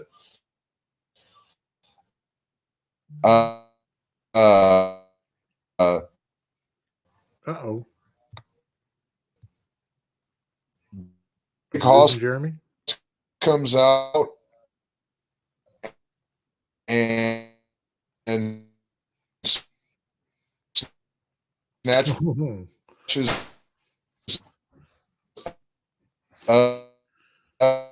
big connection issues, buddy. I don't know if you can hear me. The neck, and this gives Levi the opportunity to hit him with a knockout shot and eliminate Crew. Did you lose me again? We did. I can kind of hear you now. Am I here? You're here. I think you Yeah. guys froze. Oh You're no. I can see you guys. Am I here back? You're good. Yeah, you're Everything's frozen on my end. Let's see. It seems like the video is behind the audio. Levi, this gives Levi the opportunity to knock out shot from the match for a moment. Primo Henio Tribeca. Levi calls for him to make the cover, and he gets the 3 count. This means that Lord Crew is now gone from Championship Wrestling presented by Car Shield. I'm not sure what's next for him. But this now means that it's just Halston Body and El Primo Henio Tribeca. He doesn't have anybody now. He doesn't have a big man. So I'm curious as to what happens there. We then get a segment with Zicky Dice with Megan Harmon. Zicky says tonight he's got Willie Mack and he's hungry, and tonight he's going to eat a whole lot of chocolate thunder. We then get Danny Limelight. And Danny puts all of the UWN on notice, and he's not losing the belt to anybody.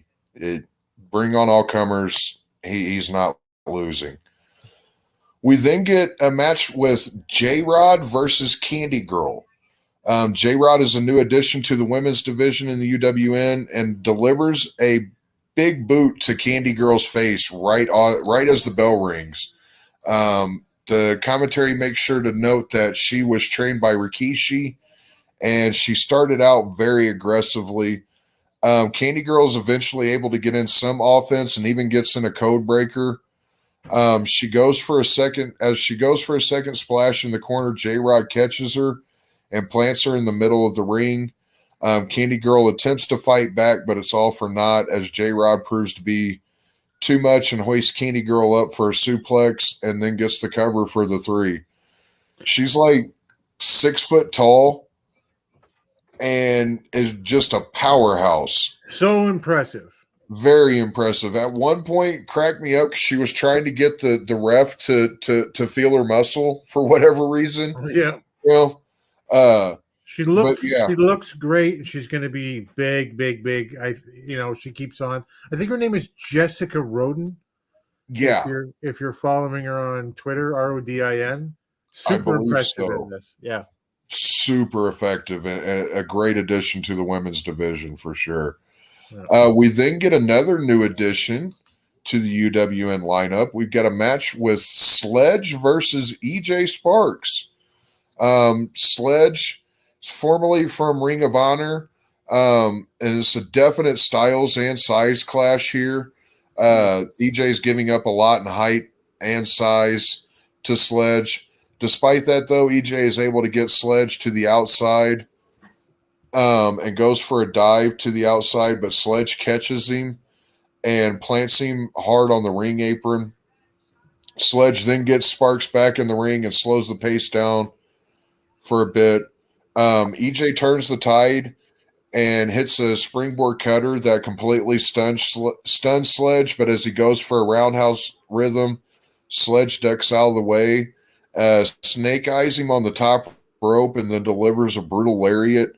Makes a very kind of lackadaisical roll up and just stares into the camera as the 3's counted. Another great addition to the roster.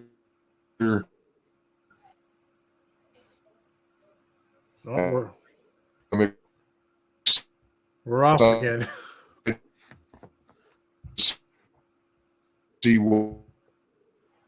This is a advertisement for internet services in Colorado Springs, Colorado. Right after the match, though.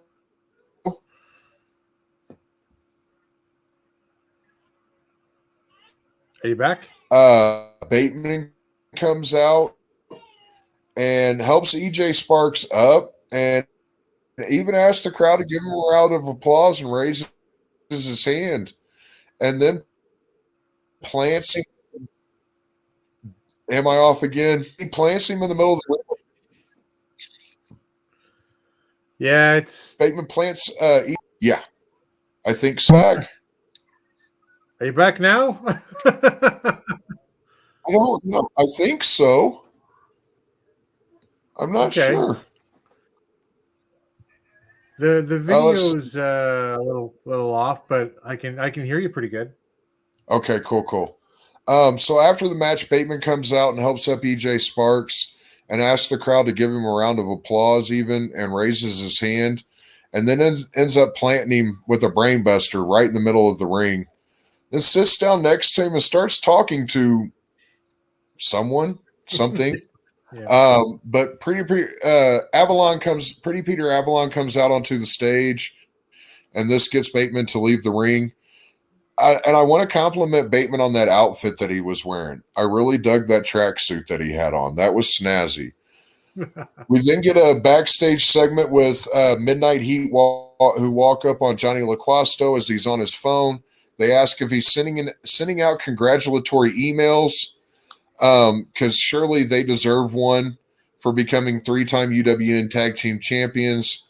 LaQuasto congratulates them, then proceeds to go on how they basically cheated to win.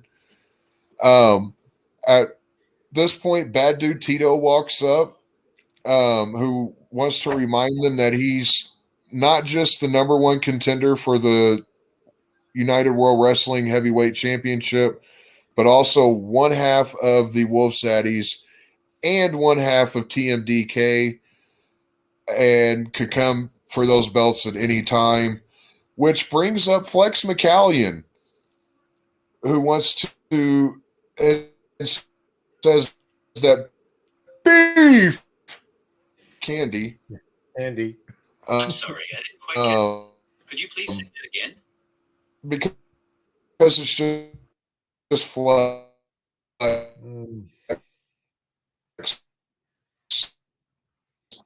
Let's try it. Let's try this.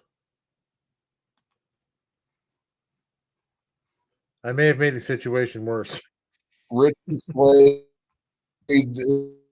is nowhere to be found. But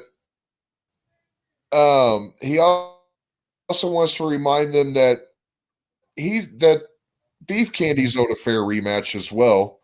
LaQuasto asks, why is Flex in a not?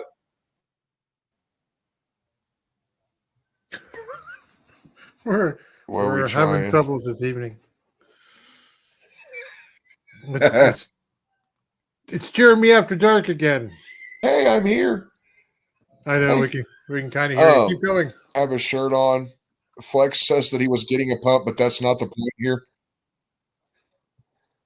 I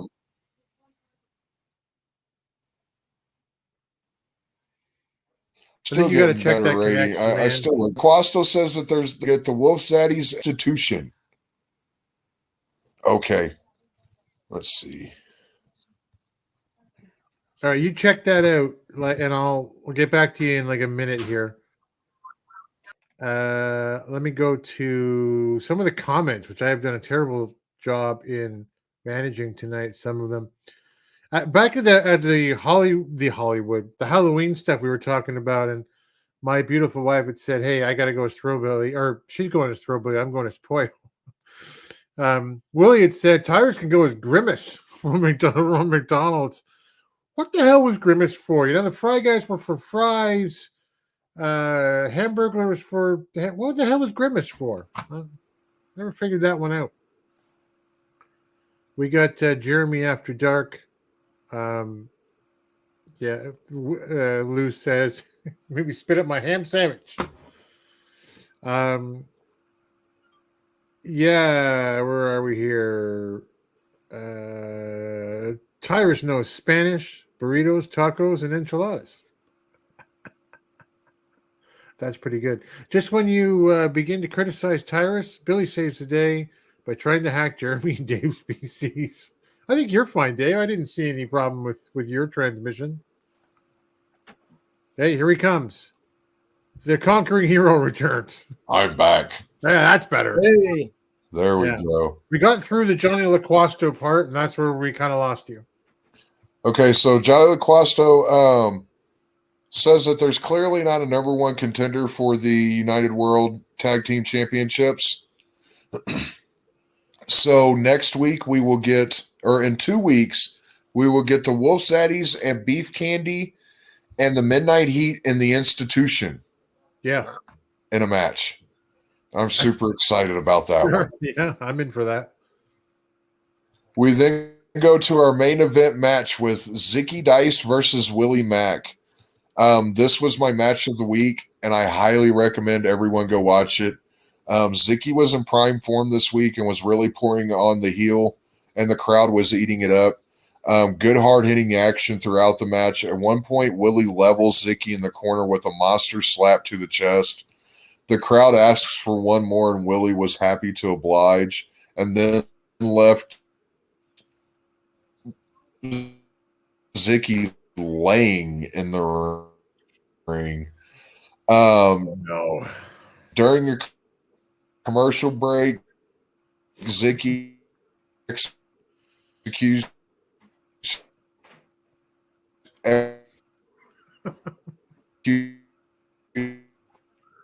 We can't hear you, Jared. Northern. We got problems again, buddy.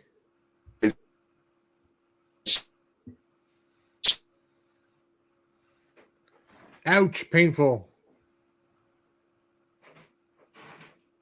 He's frozen right up now. I can't even hear him anymore. Oh, we'll give him a second. So how you been? Willie was able to fight out of a submission hold where he almost lost consciousness and delivered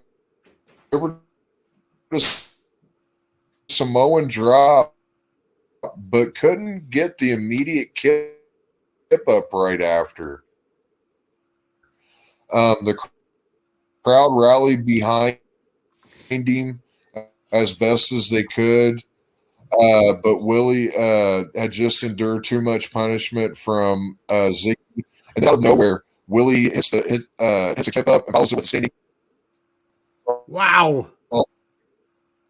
This is like this is a study in audio Lost visual. me again. Yeah. I don't know if you can hear us, but like it comes really stilted like this, and then it comes all at once. That's pretty awesome. We lost him. Yeah, I think it's because his computer froze. Is what he's saying offline here. Oh, here we go. Add to the stream. There he is. Okay, I think my computer completely just froze up on me. No worries. You're more clear now than ever. Awesome.